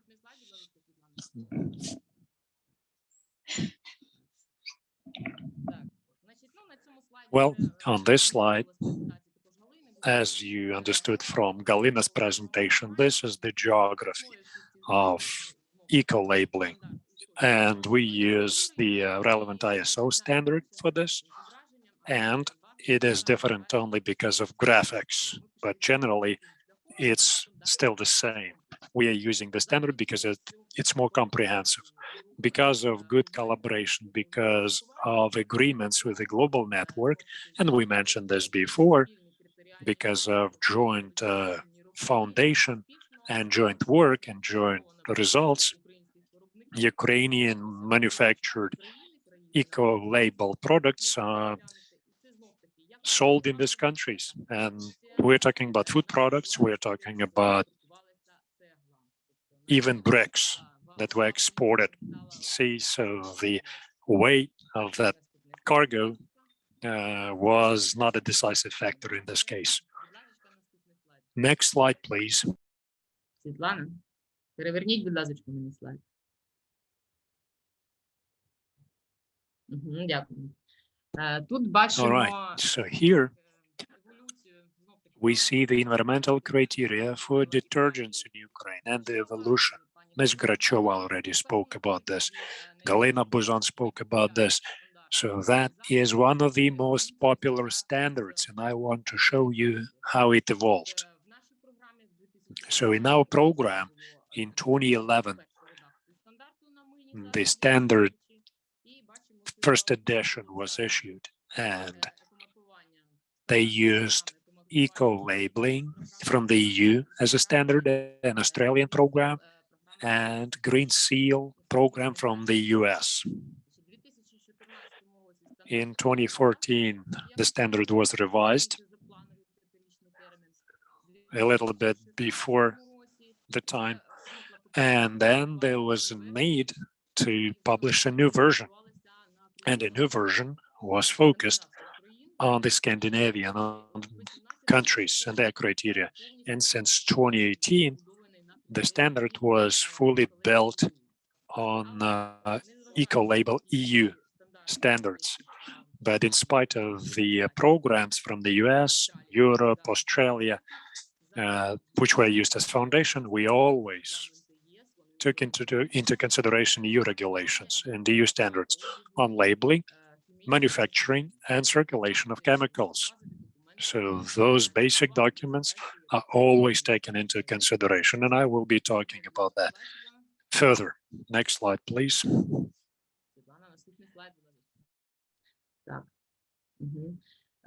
На прикладі мийних засобів хочу розкрити зміст стандарту. These are the detergents, and I want to mention that, well, Svetlana, I want to ask you to speed up because we are falling behind.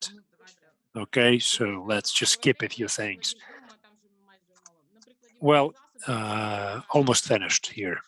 So, you know, people, consumers, they think that phosphate-free detergents are safe. But then there are other criteria which they have to consider on this slide. It's bilingual and you can understand what's what. So the standards of eco-labeling, are not restricted by phosphates. We're talking about many other things. The packaging needs to be recyclable, it needs to be biodegradable, and next slide. Speaking about EU regulations, speaking about phosphates, you know, you can see this picture of a fish dying in the tree. And we cannot classify environmental goods in line with these regulations. We cannot classify this product as cancerogenic and so on and so forth when it impacts the organs. It's much more than when a product just complies with the regulations. This is the logics. You know, environmental or eco goods are much more than just that. And this is an excerpt from the Detergent Standard. It looks simple kind of on that slide, but for the manufacturers, that includes more than 72 different requirements. The 72 requirements for the manufacturer, that's how much they have to comply with. And on this slide, we already discussed it. We talked about the Coordination Council, and Halina spoke about this, so I don't think I need to repeat this information. We spoke about the Coordination Council. This is just a more structured type of information. We are saying that the labeling agency is integrated horizontally and vertically at the national level and also at the international level. It is integrated with different councils, accreditation bodies, and so on and so forth. And also there were other presentations about sustainable public procurement. On the slide, you can find the dynamics, and it's been already discussed. In 2017, there was a first pilot auction and the first pilot bidding process. And the detergents actually won that bidding process because the customer was actually requesting compliance with the ISO standard. And then in the future, I hope this will result in changes in the legislation, and this will facilitate development of public procurement. And thank you for your attention. Now, do you have any questions? And if you do, please send them into the chat. Thank you, Svetlana. Thank you so much for a very interesting presentation about type 1 eco-labeling. Right now, I want to invite the founder and director general, Alexey Lavrentin, who will speak about eco-labeled goods and how they were able to enter European markets. And he's going to speak about success stories. Over to you. Thank you, Roman. Thank you so much for giving me the floor. Good afternoon, everyone. My name is Alexey Vernikin, and I'm a founder of the Delamar company. And with your permission, I'm gonna start screen sharing. Delamar company, and I'm gonna show you a quick cartoon about the company. And you will be able to understand how important eco-labeling is for us, how we promote it in Ukraine and outside Ukraine. Екологічна побутова хімія та засоби гігієни, що не шкодять людям та планеті. Ми не виготовляємо зайвої продукції. Перед розробкою товару проводимо дослідження та дізнаємося, що буде актуальним для споживача. Після визначення актуального продукту створюємо його рецептуру. Сировина вироблена лише згідно екостандартів. Готові зразки продукції проходять суворий контроль. Все обладнання енергозберігаюче. Споживання електроенергії низьке, як у побутових пристроїв. Для виробництва сипучих продуктів вода майже не потрібна. Нею ми лише миємо обладнання. Ця вода не містить фосфатів, хлору та агресивних парів, тому не шкодить водній екосистемі. Відходів фактично не залишається. Наприклад, гранули порошку нетоварного вигляду ми використовуємо для клінінг. Опакування віддаємо на переробку нашим партнерам. Або використовуємо повторно. Навіть старі рекламні банери ми перетворили на сумки для кур'єрів. Будь-який споживач може повернути тару від наших засобів та дати їй друге життя. Ми майже не використовуємо друковану продукцію, сертифікати та картки клієнта в електронному вигляді. Delamar. Наш принцип – ми за дбайливу чистоту. Спасибо за то, что уделили внимание. Thank you for watching the cartoon. Now, speaking about eco-labeling, we learned about this in 2011, but since 2009, we were manufacturing safe detergents and household chemicals. So we were using a technical regulation for detergents from 2008. It was translated into the law, and then later it was officially enacted.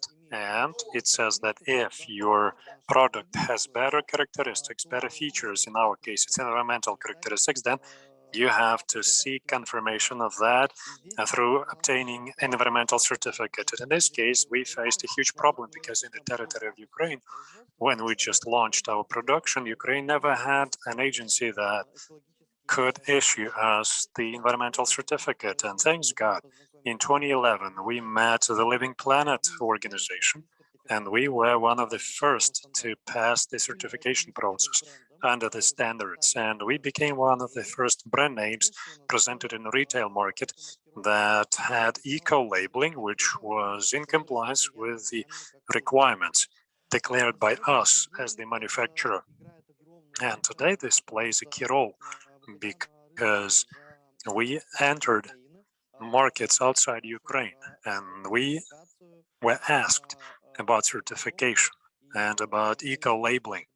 And with great pleasure, we provide our certificates through Living Planet NGO. And people like it very much because they understand that this product already has some eco certification, which belongs to the global system of eco-labeling.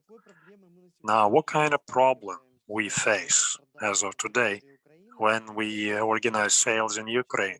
Well, the thing is that there are so many manufacturers that kind of, draw leaves, bio things, and then they call themselves eco goods, the greenwashing. That's exactly what they do. And right now, there are a lot of networks, chains of stores that understand what eco-labeling is, and the awareness raising conducted by the respective agency. And it's all now available for regular consumers online. Then now people understand which labeling is responsible for what. And every day we have less and less greenwashers in the market. Today, the company is issuing more than 120 different kinds of products, which is fully certified in line with environmental standards. And the principle of our company is not violated. All the products which we manufacture, they all feature all the important environmental standards. Now we have this trend for being environmentally friendly. And the products which we produce and the products which are sold, they have to be safe for the environment and for the people. And there are companies that can confirm this, and this gives us advantage because this is a competitive advantage. And today, the number of people who are aware and who select environmentally friendly goods is growing. Back in 2012, we surveyed people, consumers, and we as companies specializing in this do market assessment for environmentally friendly goods. The share of this kind of goods in our share of the market was up to 5%. And there was another survey which we held about a year ago, and the results show that the number has increased to 9%. This is telling us that the market for environmentally friendly goods is growing, and every year we have more and more people who think about what they eat, what they consume, what kind of product they will use tomorrow, so that this will not create problems for their health and so that it does not damage the environmental situation in the country. Now, as the speakers properly mentioned, environmental friendliness is not just using phosphate-free products, it's also about other criteria. We're talking about sourcing, procuring this raw material, and selling it to the consumer. So it's the whole supply chain. And it's good that environmental standards are about circular economy. And we want to talk about this in our business practices, and we want to show the public how, on the basis of one company, we can develop a closed cycle of production. Thank you very much. Thank you everyone who attended. And thank you for supporting the environmental principles of sustainable development. Thank you so much. I appreciate your attention and your participation, Alexei. And we thank you very much. It was very interesting and very informative. Right now, with your permission, allow me to invite Stanislav Zinchenko, who is the head of the Industrial Environment Committee from the European Business Association. He will be talking about the green market development in Ukraine, and he's gonna provide recommendations about possible ways of fighting issues and countering problems in this area. So Stanislav, now you have the floor, please. Thank you. Thank you everyone for the opportunity to present. And let me put it this way, unfortunately, we have so many problems, more than the ways to address this problem. And I do not know how well I use environmentally friendly products. Why? Because not always I am confident in the labeling that this product is having. Or maybe there is no labeling at all and I do not understand how the product was made. So in the beginning, I understand that we go over time now, but I want to understand how business views sustainable procurement. And then I want to discuss the role of the government in the establishment of the green market and the stance of the EBA. And also I want to talk about the future of regulations and standardization in the field of eco-labeling. You know, the approach of business is important. We all understand that business right now is not just doing ESG reporting, which is a special reporting for sustainable development, but also they introduced this trend in logistics. It's called sustainable supply chain. So they want to change their practices for the better, and that involves many different issues. But first and foremost, this is when companies buying things, they look at available certificates, they look at compliance with sustainable development standards. And then there are the codes of conduct. And if you are not in compliance, then you cannot supply for some major company. And then there are questions of audit. That, can you hear me now? Because there is some kind of interference. Yes, everything is good. It just, it was some kind of echo. Someone was using a mic. Well, it's very important to trace all the materials involved, because the clients who are ordering a raw material, they are trying to understand how those manufacturers of components and raw material, how that was in line with environmental standards or not. So criteria assessments, ranging and ranking of suppliers usually was done by quality, by the cost, by the speed. Right now, one of the key factors is environmental component. And the companies now have, large companies, global corporations, they have to also audit the footprint, environmental footprint of the chain, of the supply chain, and they have to create a map of the supply chain so that they could prove with a high level of probability that their product was properly produced, considering the supply chain, all the raw material, all the supplies, that it was done in the environmentally friendly way. And I'll be honest with you, for businesses today, this is not about fighting against climate change or fighting for environment or saving Earth. This is about new competitive process where you compete for the consumer. When, Mercedes or BMW company, they say, we can only buy green steel. And then the steel makers who produce automobile steel, they will have to switch to green production. So business is right now looking at green procurement as a very important element of international competition. And all these important factors which I mentioned, they are based on the fact that, okay, why business has to spend this much money for audits and traceability and analysis? Because it's important to prove that your product is environmentally friendly, because this is about certification. This is about quality. This is about trust for certification.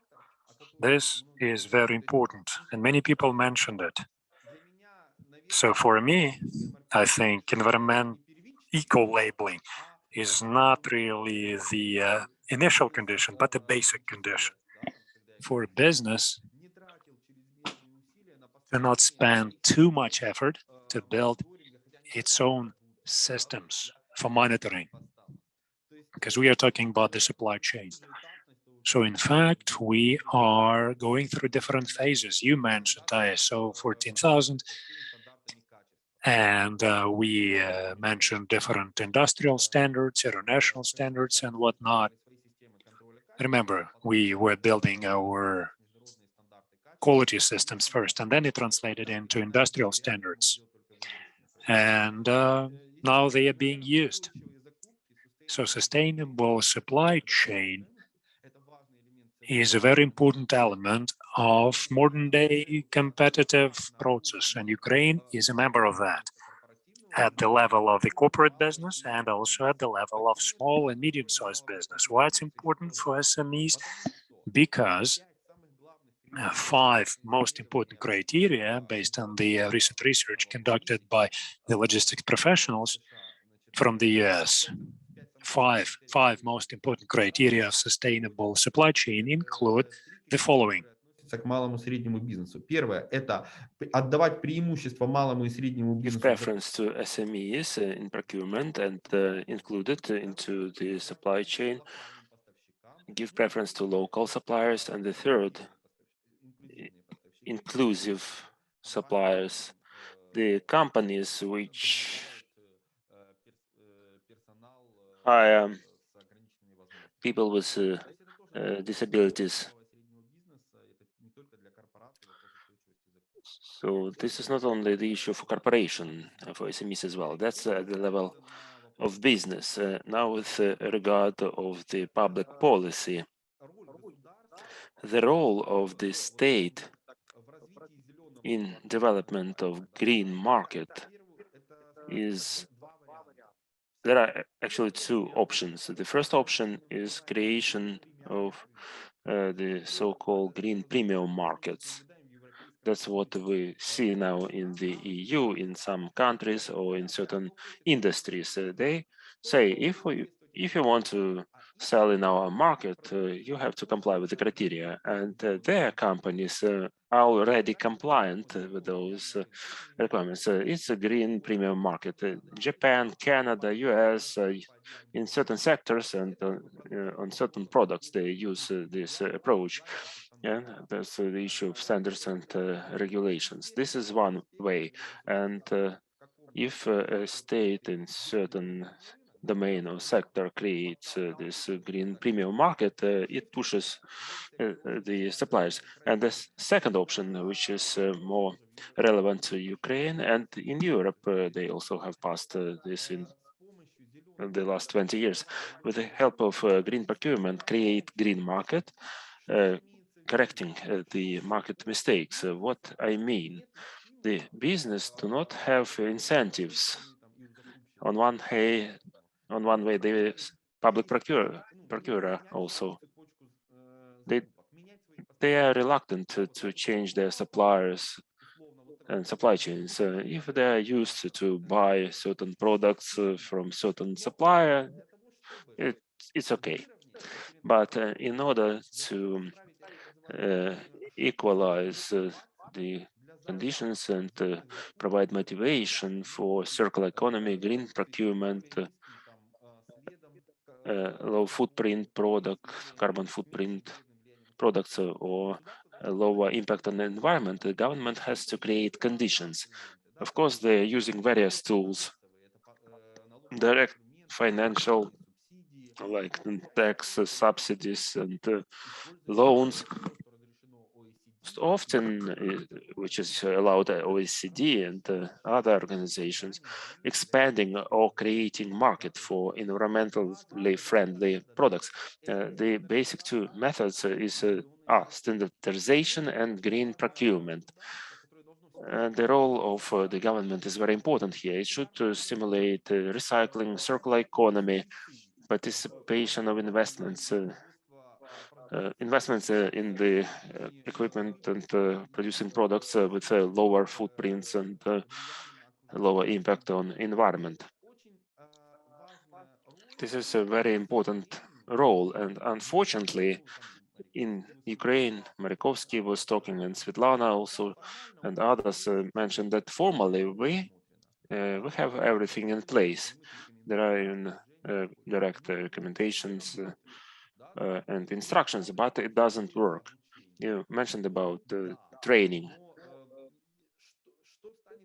Well, but what will be the real stimulus? I cannot see this systemic public policy in this regard. We studied the WTO recommendations, and they don't have 100% answers what are green public procurement, for example. But it clearly states that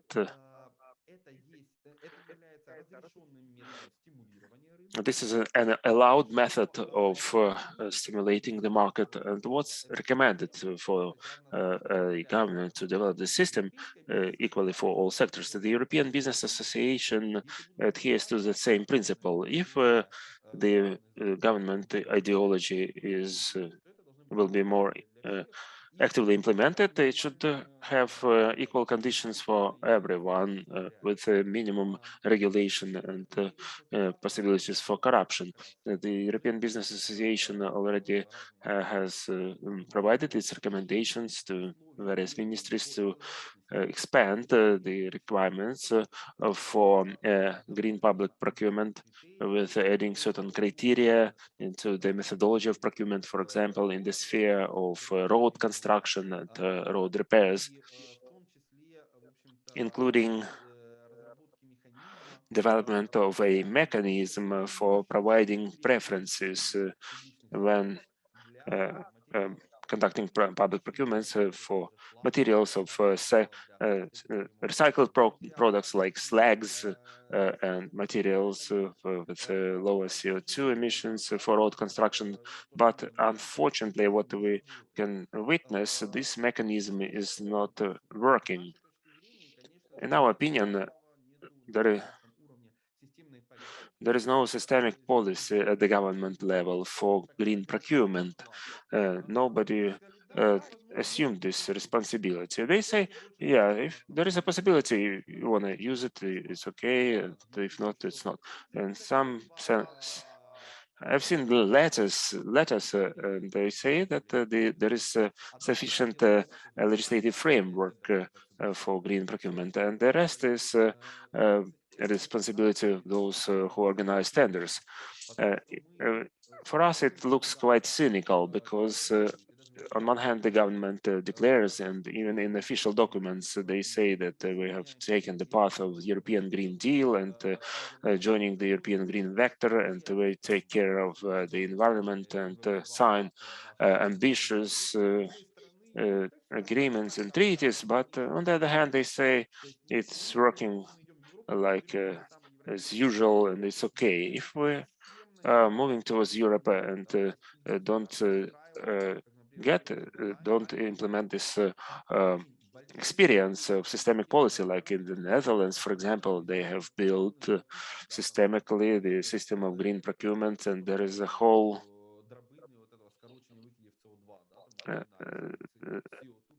CO2 performance ladder at procurement. In our opinion, the most efficient method will be when not only green procurement is supported, but when they support the companies which invest in producing more environmentally friendly products.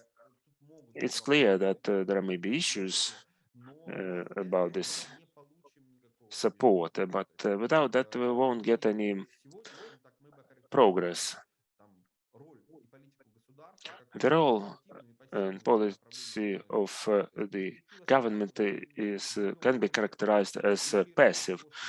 Creation of green markets or incentivizing the producers to invest into equipment, new production, or upgrading of old ones to produce products with lower resource consumption and lower impact on environment. We don't see those. And methods which are used, the only method which is used, technical standards, regulations, norms, on the WIP methods, the EU used those methods in 90s to early 2000. From 2000 to 2020, the Europe effectively developed organizations, methods, and ways, and that's how the Green Deal was born. It's the next step of green transformation of economy. They will restructure all supply chains and the production and consumption markets. I would like to wrap up with a question, which is the issue which is most actively discussed. The labeling. The European Business Association have not provided its comprehensive recommendations or comments. The only thing we can say the business supports development of voluntary systems of certification. We have a negative example, environmental insurance. In Europe, environmental insurance is voluntary, and here the idea was good, and they decided to make it mandatory.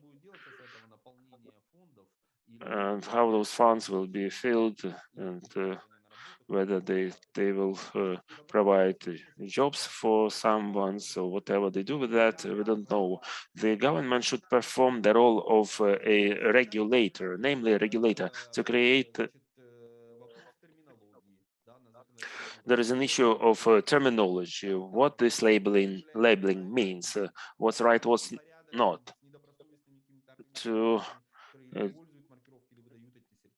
deal with the dishonest organizations which use this labeling or issue certificates, declarations, references to the European standards but at the same time not allow creating a new department in a ministry which will issue some permits. Ecolabelling provides for participation in this process of all stakeholders. The same approach should be used where everybody participates. The good documents are born. The role of the government, as we mentioned, is to define terminology and provide conditions. Yeah, it would be good if the government also participated actually in promoting, popularizing this labeling, certification, informing of consumers. That's how, again, for green procurement could show commitment of the government to green course, and using of marking when conducting public procurement may enhance creation of green markets. But the first thing which is important to start is, I would like to reiterate the minimum role of the government to be a regulator, a level playing field for all actors in the process and the markets, and reducing corruption risks. Often when new standards or something initiated by the government, business responds very sharply to such things if they need to get some certificates or permits, like we call it ticketing. To summarize it, business internationally and in Ukraine participates in the creation of sustainable supply chains and logistics on one hand. On the other hand, in Ukraine, the green procurement and green markets will not appear without the role of the government, without active role of the government. At present, in our subjective opinion, this role is passive. They declare that everything works, but unfortunately, we don't see any progress in terms of public procurement, even using recycled materials and development of circular economy. The third role is incentivizing when they stimulate producers with various methods, via procurements or privileges, for those who provide more environmentally friendly products, and stimulation of investments into new production, new products with less impact on the environment. And number four, development of voluntary systems of certification, where the government's role is just to bring everything in order, and creation of regulations, but not direct regulatory body. Thank you very much. I wish you all the best. Thank you for the opportunity to speak. Mr. Stanislav, thank you very much. For me personally, as a representative of Ministry of Environment, I'm curious, and I appreciate this constructive criticism, but we are always open for cooperation and taking collaborative decisions. And I agree with you that the government's role should be incentivizing, not regulating. I agree with you. It was interesting to hear your opinion as a representative of the business. And thank you for participating in this. Just a brief comment.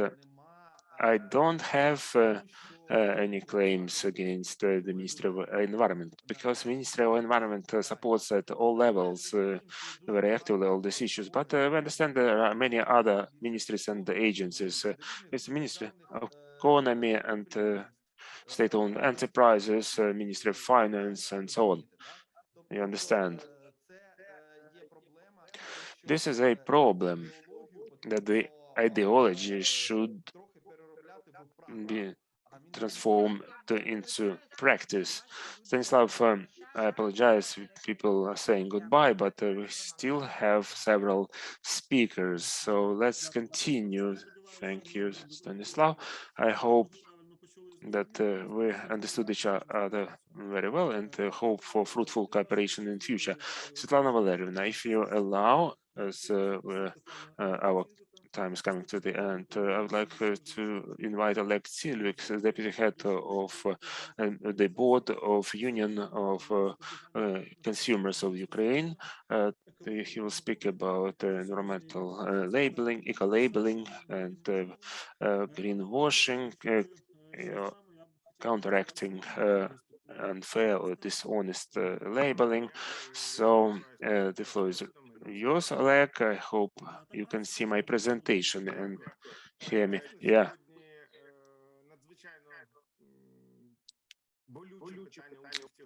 Today it's a vulnerable topic, participation of the civic society in various initiatives, especially promoting and of products in the market. I am in charge of organization which protects consumers. It's called Union of Ukrainian Consumers. It was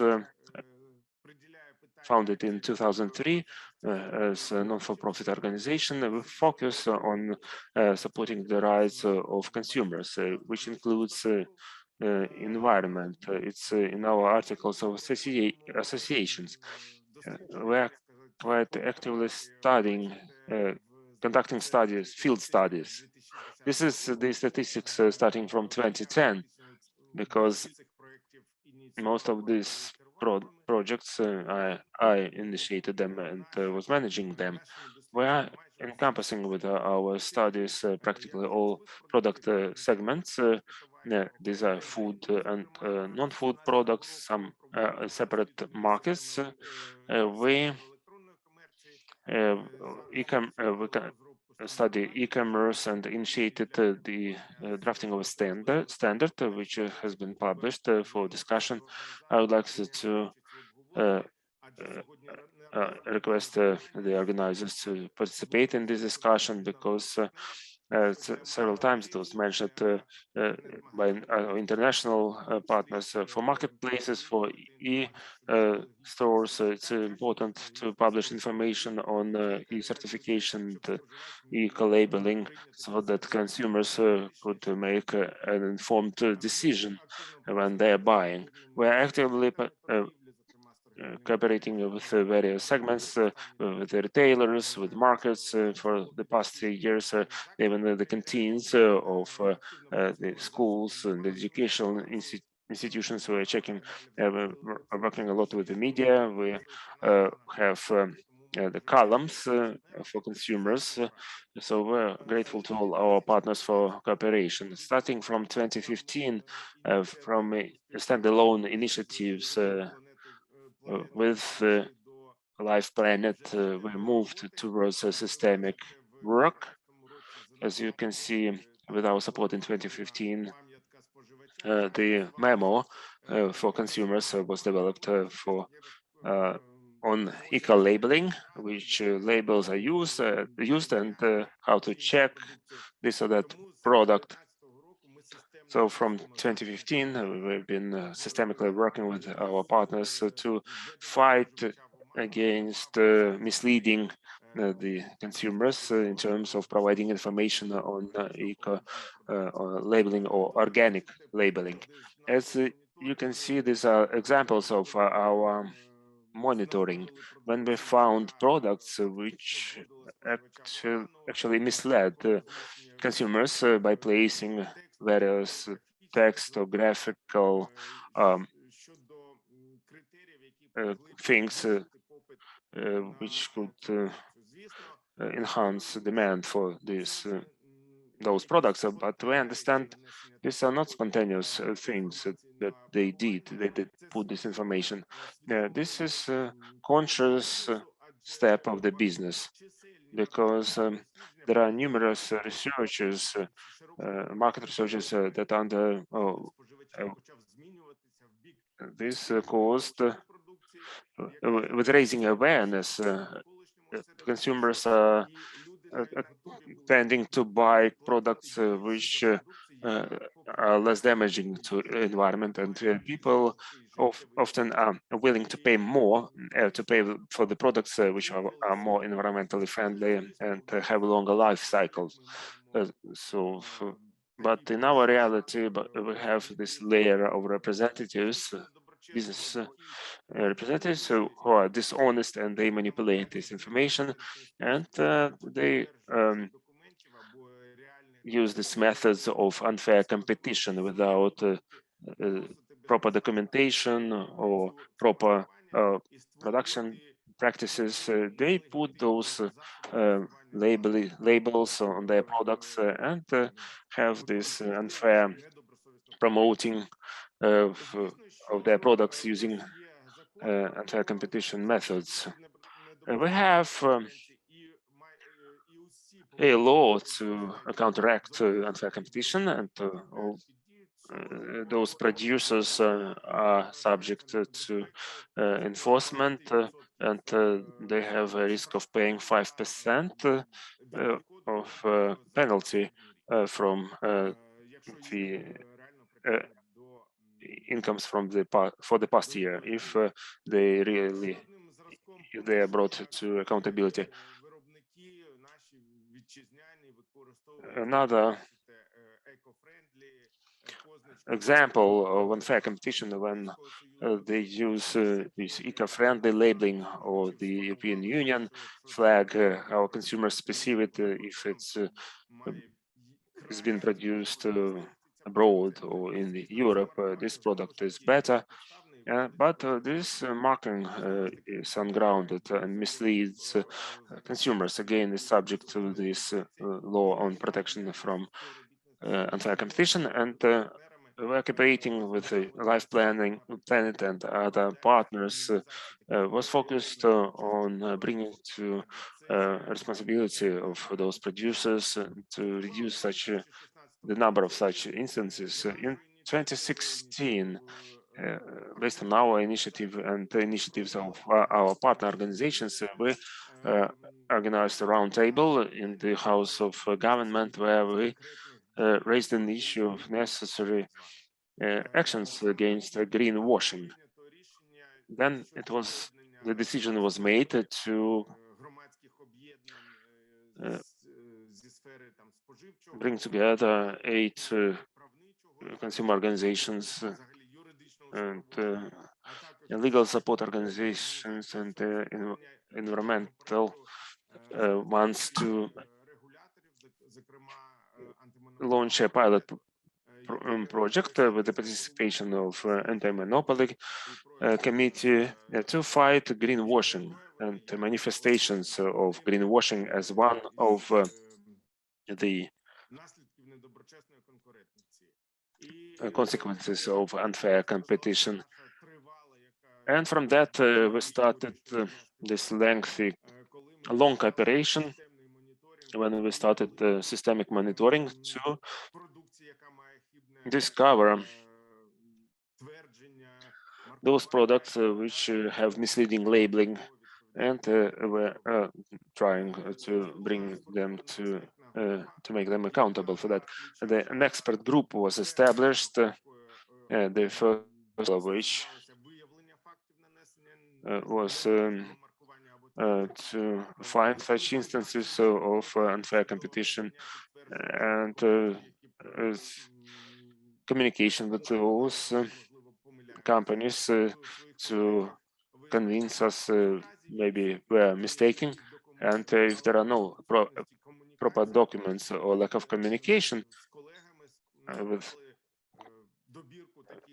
we and our colleagues filed those facts to anti-monopoly committee. Based on the results, over 200 cases were initiated by the anti-monopoly committee against those greenwashers, and on a number of cases there were warnings to eliminate such cases, and some were really made accountable and paid penalties. It was all done publicly, and all the information and samples of those products you can find under QR code or GPP in UA. This is the website which lists all those facts which we established during our joint activities. Today, if we talk about marking sustainable procurement and confirmation of competence or possibility to put those labels is quite problematic for Ukraine. I'll explain why. We have a law and regulations, law on accreditation of bodies for assessing compliance. These are bodies which issue certificates for certain products. And this is a vulnerable issue. It's eco-labeling and management system. This is a problem for sustainable public procurement and in general for public procurement system. I'm going to demonstrate some cases of false certificates or certificates which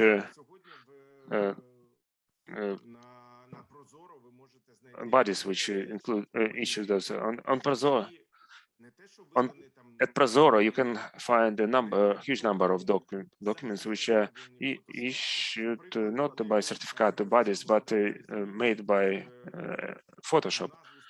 For example, they change name of standard covering which this document covers, and they can change the name of company. If we look at stamps and signs, it's the same document where changes were made and the document was falsified. It could not allow to participate in tender procedures. But these are not individual instances. We see those certificates which are made and sold really inexpensively. This certificate in Prom UA you can buy for 3,000 hryvnia, less than 100 euros, which certifies the implementation of system of managing safety of food products. You can see what are the risks we are exposed to if a company will supply such products using that certificate. This certificate, which is issued by an organization which proves their right to put eco-labeling and issue such certificates to licensees who supplied anthracite coal or biocide chemicals, which are considered the highest risk in terms the most hazardous products. You can see the number of mistakes on the certificate which cannot be considered, which cannot be accepted for participating in tender procedures from this bidder. This is the document we found in Prozoro. These are certificates for management system. It looks like the government, they look like a state center for standardization, which doesn't have a proper accreditation, makes the stupid mistakes even in the name of the certificate. Certificate for system of environmental management. And the number of certificate is for quality management. The same number of certificate you can see. The system 2020 is a quality management system for different legal entities. What we can see now at the Prozoro platform and lack of proper control on behalf of tender organizers to check those documents creates risks that the sustainable public procurement system is in jeopardy, and the provisions of the law are not adhered to. This lack of responsibility testifies for the fact that our producers can put marking in even of the EU, like this example from retail network where this system, where there is a lack of control for procurers, and this product we can see on the shelf, which has the national sign of compliance.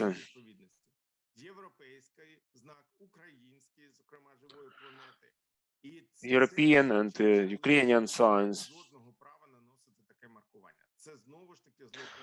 This is an abuse and misleading of consumer according to our legislation. The penalty is quite high. For using this label is from 10 to 15,000 of untaxed minimum wages of individuals or deprivation of the right to take certain positions. So the criminal code has the liability for that, but there is no enforcement. That's the problem.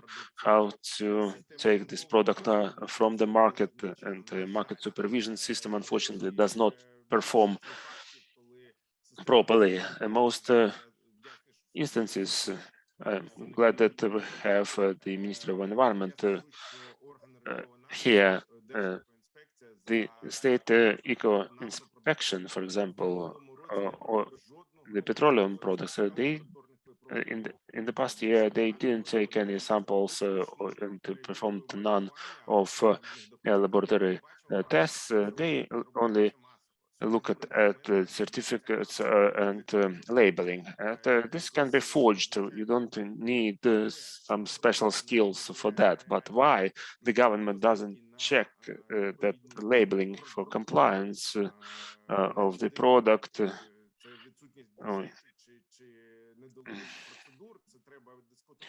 We have to discuss that, but we need to pay attention to that.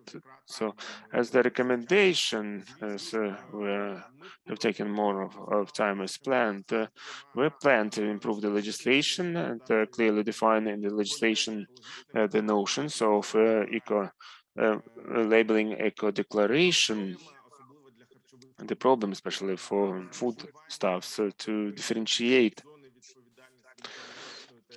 accountability between organic and eco labeling, mandatory certification, accreditation of certifying bodies which allow eco labeling and which give preferences in a competitive market.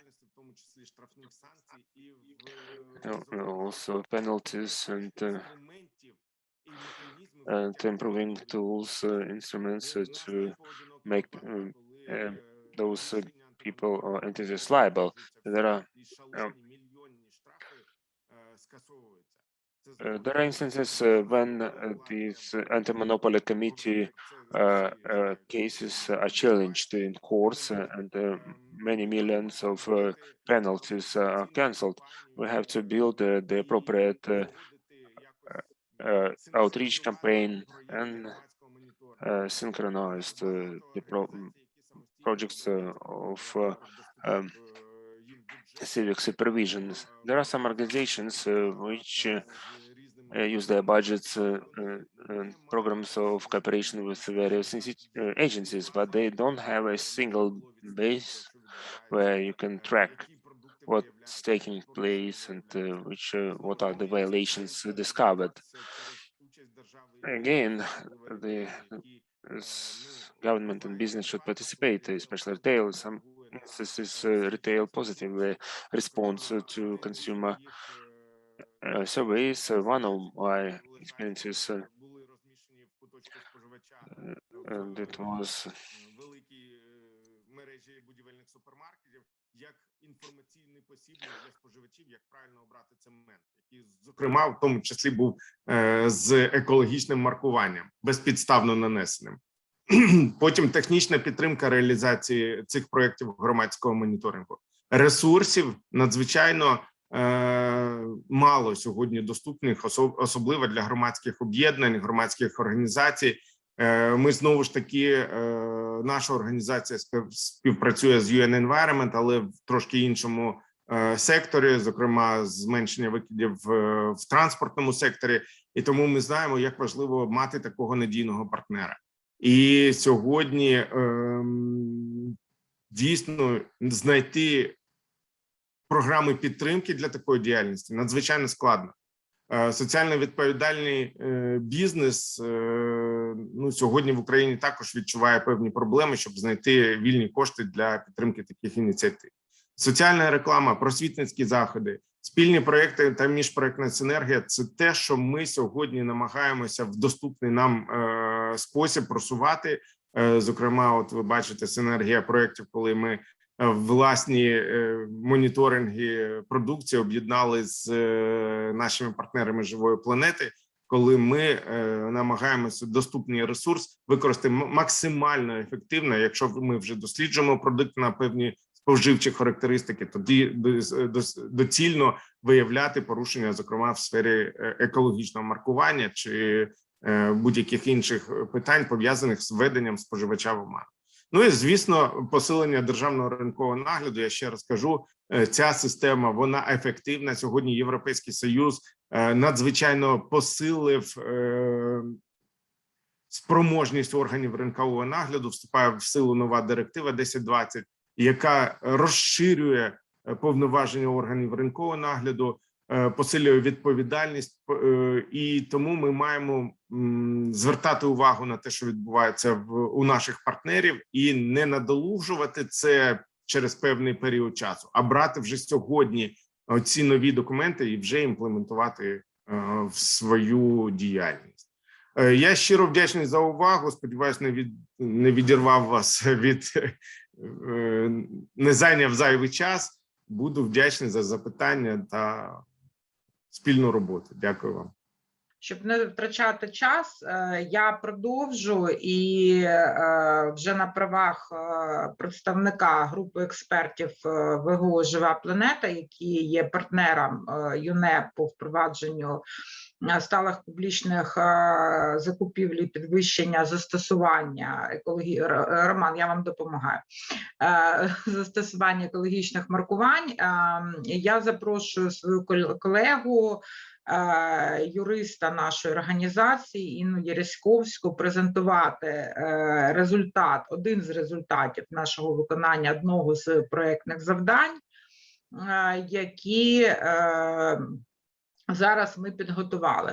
Мова йдеться про першу чергу змін до чинного законодавства, яку буде презентувати Інна. І я зразу хочу наголосити, що це перша черга, яку ми вважаємо за необхідне реалізувати. Перший пакет змін. Після цього, спираючись на базі законодавчій, буде плануватися і інші зміни, про які вам також доповість пані Інна. Інна, будь ласка.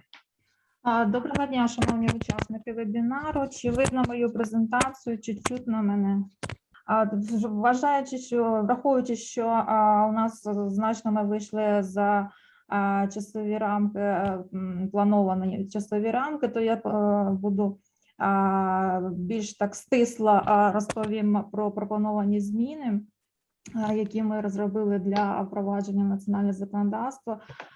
Перш за все, зверну увагу, і навіть після сьогоднішніх виступів можна зробити висновок, що екологічне маркування декларації – це є потужний інструмент для забезпечення сталого майбутнього. Про екологічні маркування декларації в тій чи іншій мірі зазначається в основних стратегічних документах як національного, так і міжнародного рівня, глобальні цілі сталого розвитку, і екологічне маркування значно сприяє їх впровадженню і реалізації. Орхуська конвенція, стороною якої є в тому числі Україна, це і основні засади стратегії державної екологічної політики в Україні на період до 2030 року, Європейський зелений курс, про який вже сьогодні неодноразово згадували. Для забезпечення розвитку застосування екологічних маркувань декларацій України і активізації зеленого ринку в Україні в першу чергу необхідно впровадити на нормативному рівні відповідну термінологію для належного розуміння значення екологічних маркувань декларацій, і також визначити вимоги до застосування екологічних маркувань з метою подолання фактів недобросовісного їх застосування. Так, в рамках даного проекту були підготовлені пропозиції щодо внесення змін до деяких законів України щодо регулювання застосування екологічних маркувань декларацій. Метою прийняття такого законопроекту є регулювання застосування екологічних маркувань декларацій задля подолання недобросовісного застосування маркування декларацій та забезпечення отримання споживачами достовірної та достатньої інформації про екологічні характеристики товарів і послуг, щоб надати можливість споживачам робити обґрунтований вибір з урахуванням інтересів охорони довкілля. Досягнення мети забезпечується шляхом введення термінів екологічне маркування, екологічні декларації, екологічна самодекларація і встановлення основних вимог. Одним із законів, в які пропонується внести зміни, це закон України про охорону навколишнього природного середовища. Зокрема, пропонується доповнити закон новими статтями екологічне маркування. В цю статтю пропонуємо включити термін екологічне маркування. Не буду зупинятися на читанні, буде доступна презентація, можна буде ознайомитися.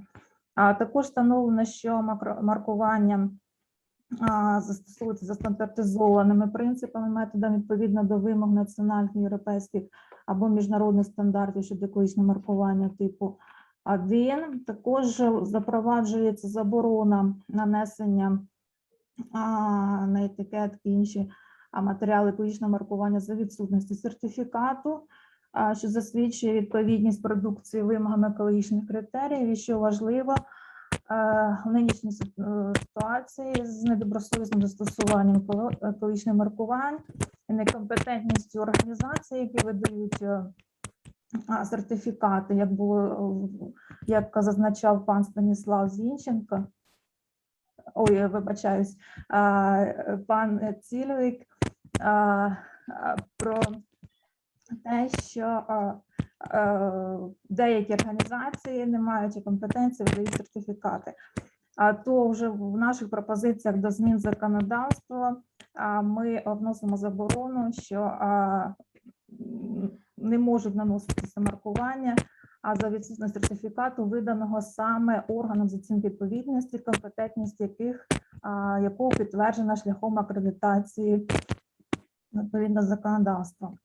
А також забороняються нечіткі або неправдиві екологічні маркування і екологічні маркування, які можна неправильно зрозуміти.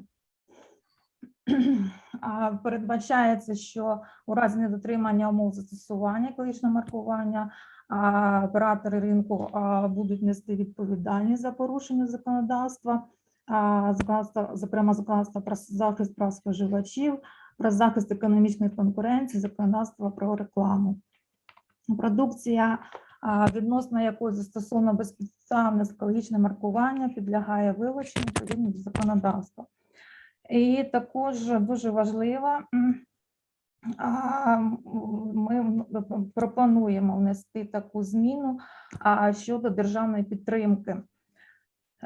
Зокрема, державна підтримка може надаватися операторам більш екологічно кращої продукції в рамках загальнодержавних та регіональних програм за рахунок і в межах видатків за бюджетними програмами, спрямованими на підтримку розвитку товаровиробників відповідних секторів промисловості або за рахунок і в межах видатків на реалізацію природоохоронних заходів відповідно до законодавства. Інша стаття – це екологічні декларації, самодекларації. Також подаємо термін екологічні декларації, основні типи екологічних декларацій, це екологічна продуктова декларація, вуглецевий слід, водний слід, про який вже сьогодні згадували.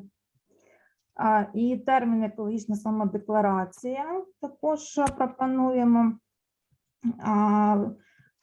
І по принципу ж щодо попередньої статті також передбачаємо, в яких випадках застосовується, що передбачаємо про відповідальність за невідповідність стандартам.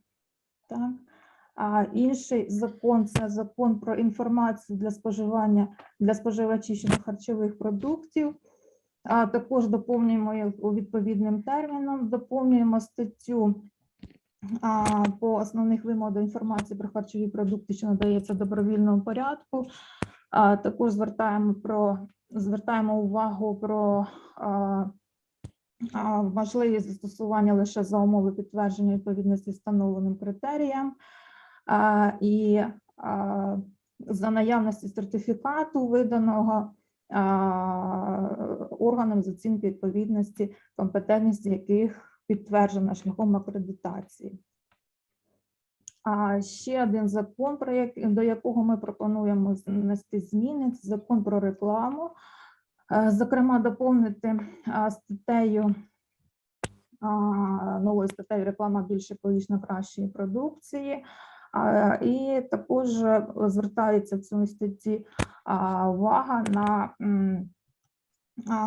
можливість реклами екологічної продукції з застосуванням відповідних написів про екологічність лише за наявності сертифікату відповідності, виданого органом з оцінки відповідності, компетентність якого підтверджена. Так, це законопроект, це, як вже звернула увагу пані Світлана Берзіна, це є перший крок. Наш подальший крок ми бачаємо, це імплементація положень регламенту про європейську систему еколого-економічних рахунків в частині, що стосується сектору екологічних товарів і послуг. І для забезпечення можливості отримання державної допомоги на реалізацію заходів, які дозволять суб'єктам господарювання, в тому числі малого і середнього бізнесу, досягати показників, що продукція була віднесена до екологічної чи зеленої продукції. Це прийняття постанови Кабінету міністрів України про затвердження критеріїв оцінки допустимості державної допомоги суб'єктам господарювання на захист навколишнього природного середовища. Проект якої розроблявся, наразі проходить стадії обговорення і доопрацювання. Так, це якщо все коротко, дякую за увагу. Якщо будуть питання, то, будь ласка, в чаті.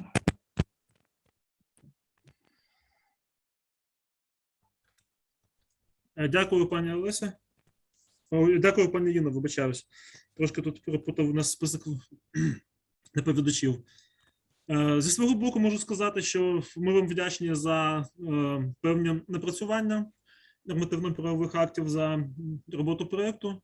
Я сподіваюся ж таки, що спільними зусиллями вони будуть прийняті, відображені в законодавстві. Ну і наше суспільство, споживачі, ну і особисто я, в тому числі як громадянин, зможу, скажімо так, користуватися певними більш екологічно безпечними або правильно промаркованими продуктами. Перед останнім виступом я хотів би надати слово представнику від Всеукраїнської громадської організації «Жива планета», яка є одним з співорганізаторів нашого сьогоднішнього вебінару, пані Світлані Берзіній. Вона, я бачу, на зв'язку. Світлана Валеріївна, вам слово.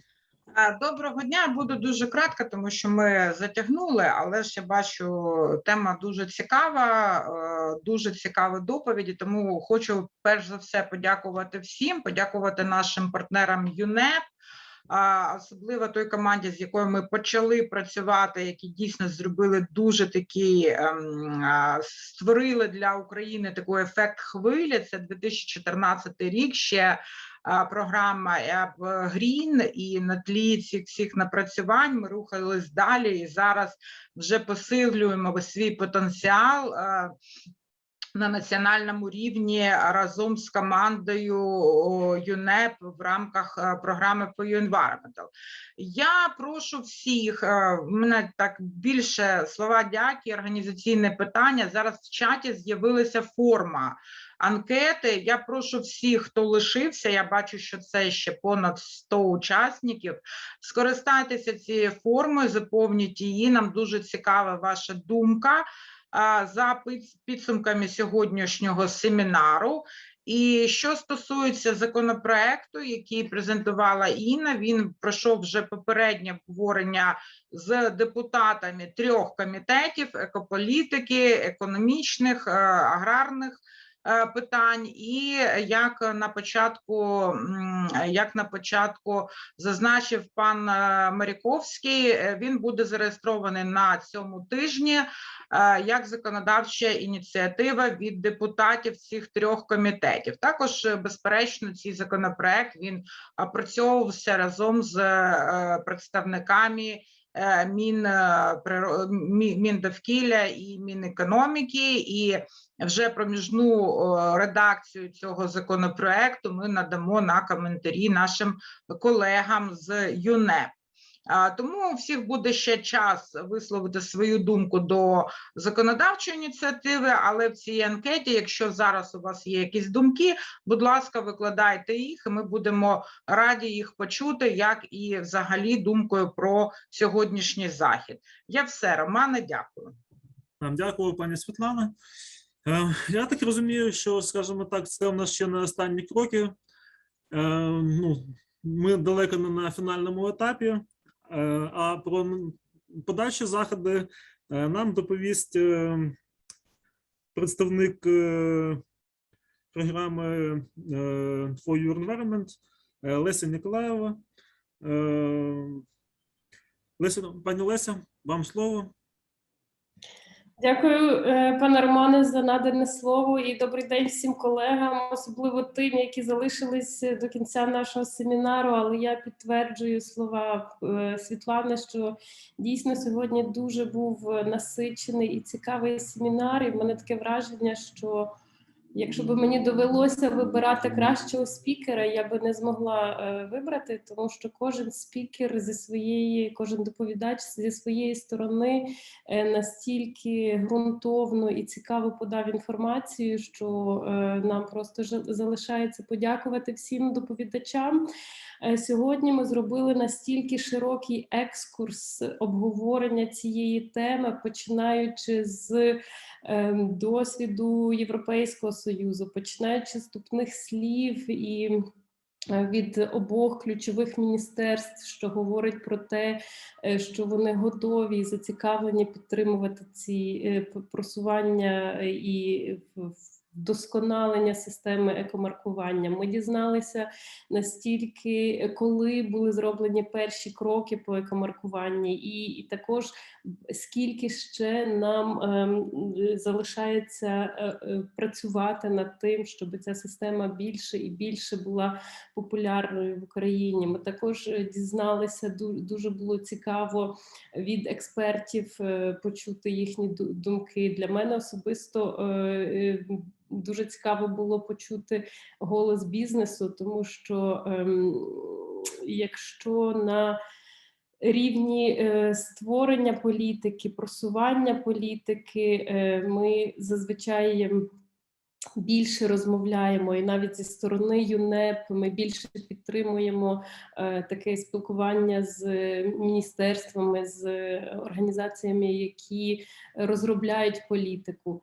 То от, власне, почути голос кінцевого споживача, кінцевих зацікавлених сторін – це завжди цінно, тому що ми можемо почути критику, ми можемо почути побажання, власне, з їхньої сторони. І я також їм за це вдячна. На майбутнє в нас заплановані спеціальні тренінги і семінари і для представників бізнесу, і це все буде в контексті як розгляду екомаркування як одного з критеріїв для сталих публічних закупівель, так і загалом екомаркування, його роль для розширення ринку зеленої продукції і зелених послуг. Я думаю, що у всіх наших діях нам треба розуміти кінцеву ціль, а кінцева ціль дійсно, щоб ці товари більше появлялись на ринку, щоб люди були більш обізнані про наявність цієї продукції, щоб люди могли довіряти тим маркам, які зазначені. І сьогодні було дуже доречно послухати приклади недоброчинного використання екологічного маркування і які поради можна чи кроки можна зробити, щоб уникнути в майбутньому такої дезінформації для населення. Також ми почули цікаву статистику про кількість організацій, і компаній, які вже отримали сертифікацію, і кількість продуктів, які отримали сертифікат зелений журавлик, марку зелений журавлик. І ми також почули від Європейського Союзу, яка кількість товарів з їхньої сторони вже маркована, тому в нас є до чого йти. Україна дуже велика за масштабом країна і багато підприємств, тому в нас є добрий приклад, до чого намагатися, до якого рівня намагатися дійти, піднятися. Я думаю, що в майбутньому також буде важливо проводити такі схожі семінари і для місцевого рівня, і для регіонального рівня, з тим, щоб не тільки на національному рівні, не тільки великі компанії отримали знання про екомаркування, а також і малі підприємства, і користувачі на рівні місцевих і районних рівнів. В рамках проєкту дійсно було, як Інна сказала, було розроблено низка документів, особливо про внесення, проєкт закону України про внесення змін до деяких законів. Також в рамках проєкту було підготовлені стандарти сертифікації чи критерії до виробів з поліетилену і полімерних матеріалів і меблів, покриття також виробів із деревини. Для цих товарів дійсно будуть розроблені критерії в майбутньому. І знову ж таки ці заходи будуть співзвучні з іншими заходами, які Жива планета веде по сталих публічних закупівлях. З нашої сторони я дякую всім, дякую організаторам і співорганізаторам, і ми надіємося на наступні зустрічі. Дякую, пані Олесю. Тоді, з вашого дозволу, в закінчення нашої сьогоднішньої зустрічі хотів би також подякувати організаторам, подякувати окремо ЮНЕП, міжнародним експертам, нашим вітчизняним експертам, представникам бізнесу, представникам громадськості, керівництву Міндовкілля та Мінекономіки за організацію та участь. Я сподіваюся також, що це не остання зустріч. Крім того, окрема подяка перекладачам, які змогли, скажімо так, скомунікувати і зробити спілкування з міжнародними експертами більш простішим та доступнішим. Ну, сподіваюся, ж таки, що буде певна синергія між всіми стейкхолдерами, яка сприятиме в подальшому реалізації досить амбітних планів та гармонізації нашого законодавства з європейським. Ну, а також запровадження нормальної дієвої системи маркування та сертифікації. Дуже дякую за увагу та участь.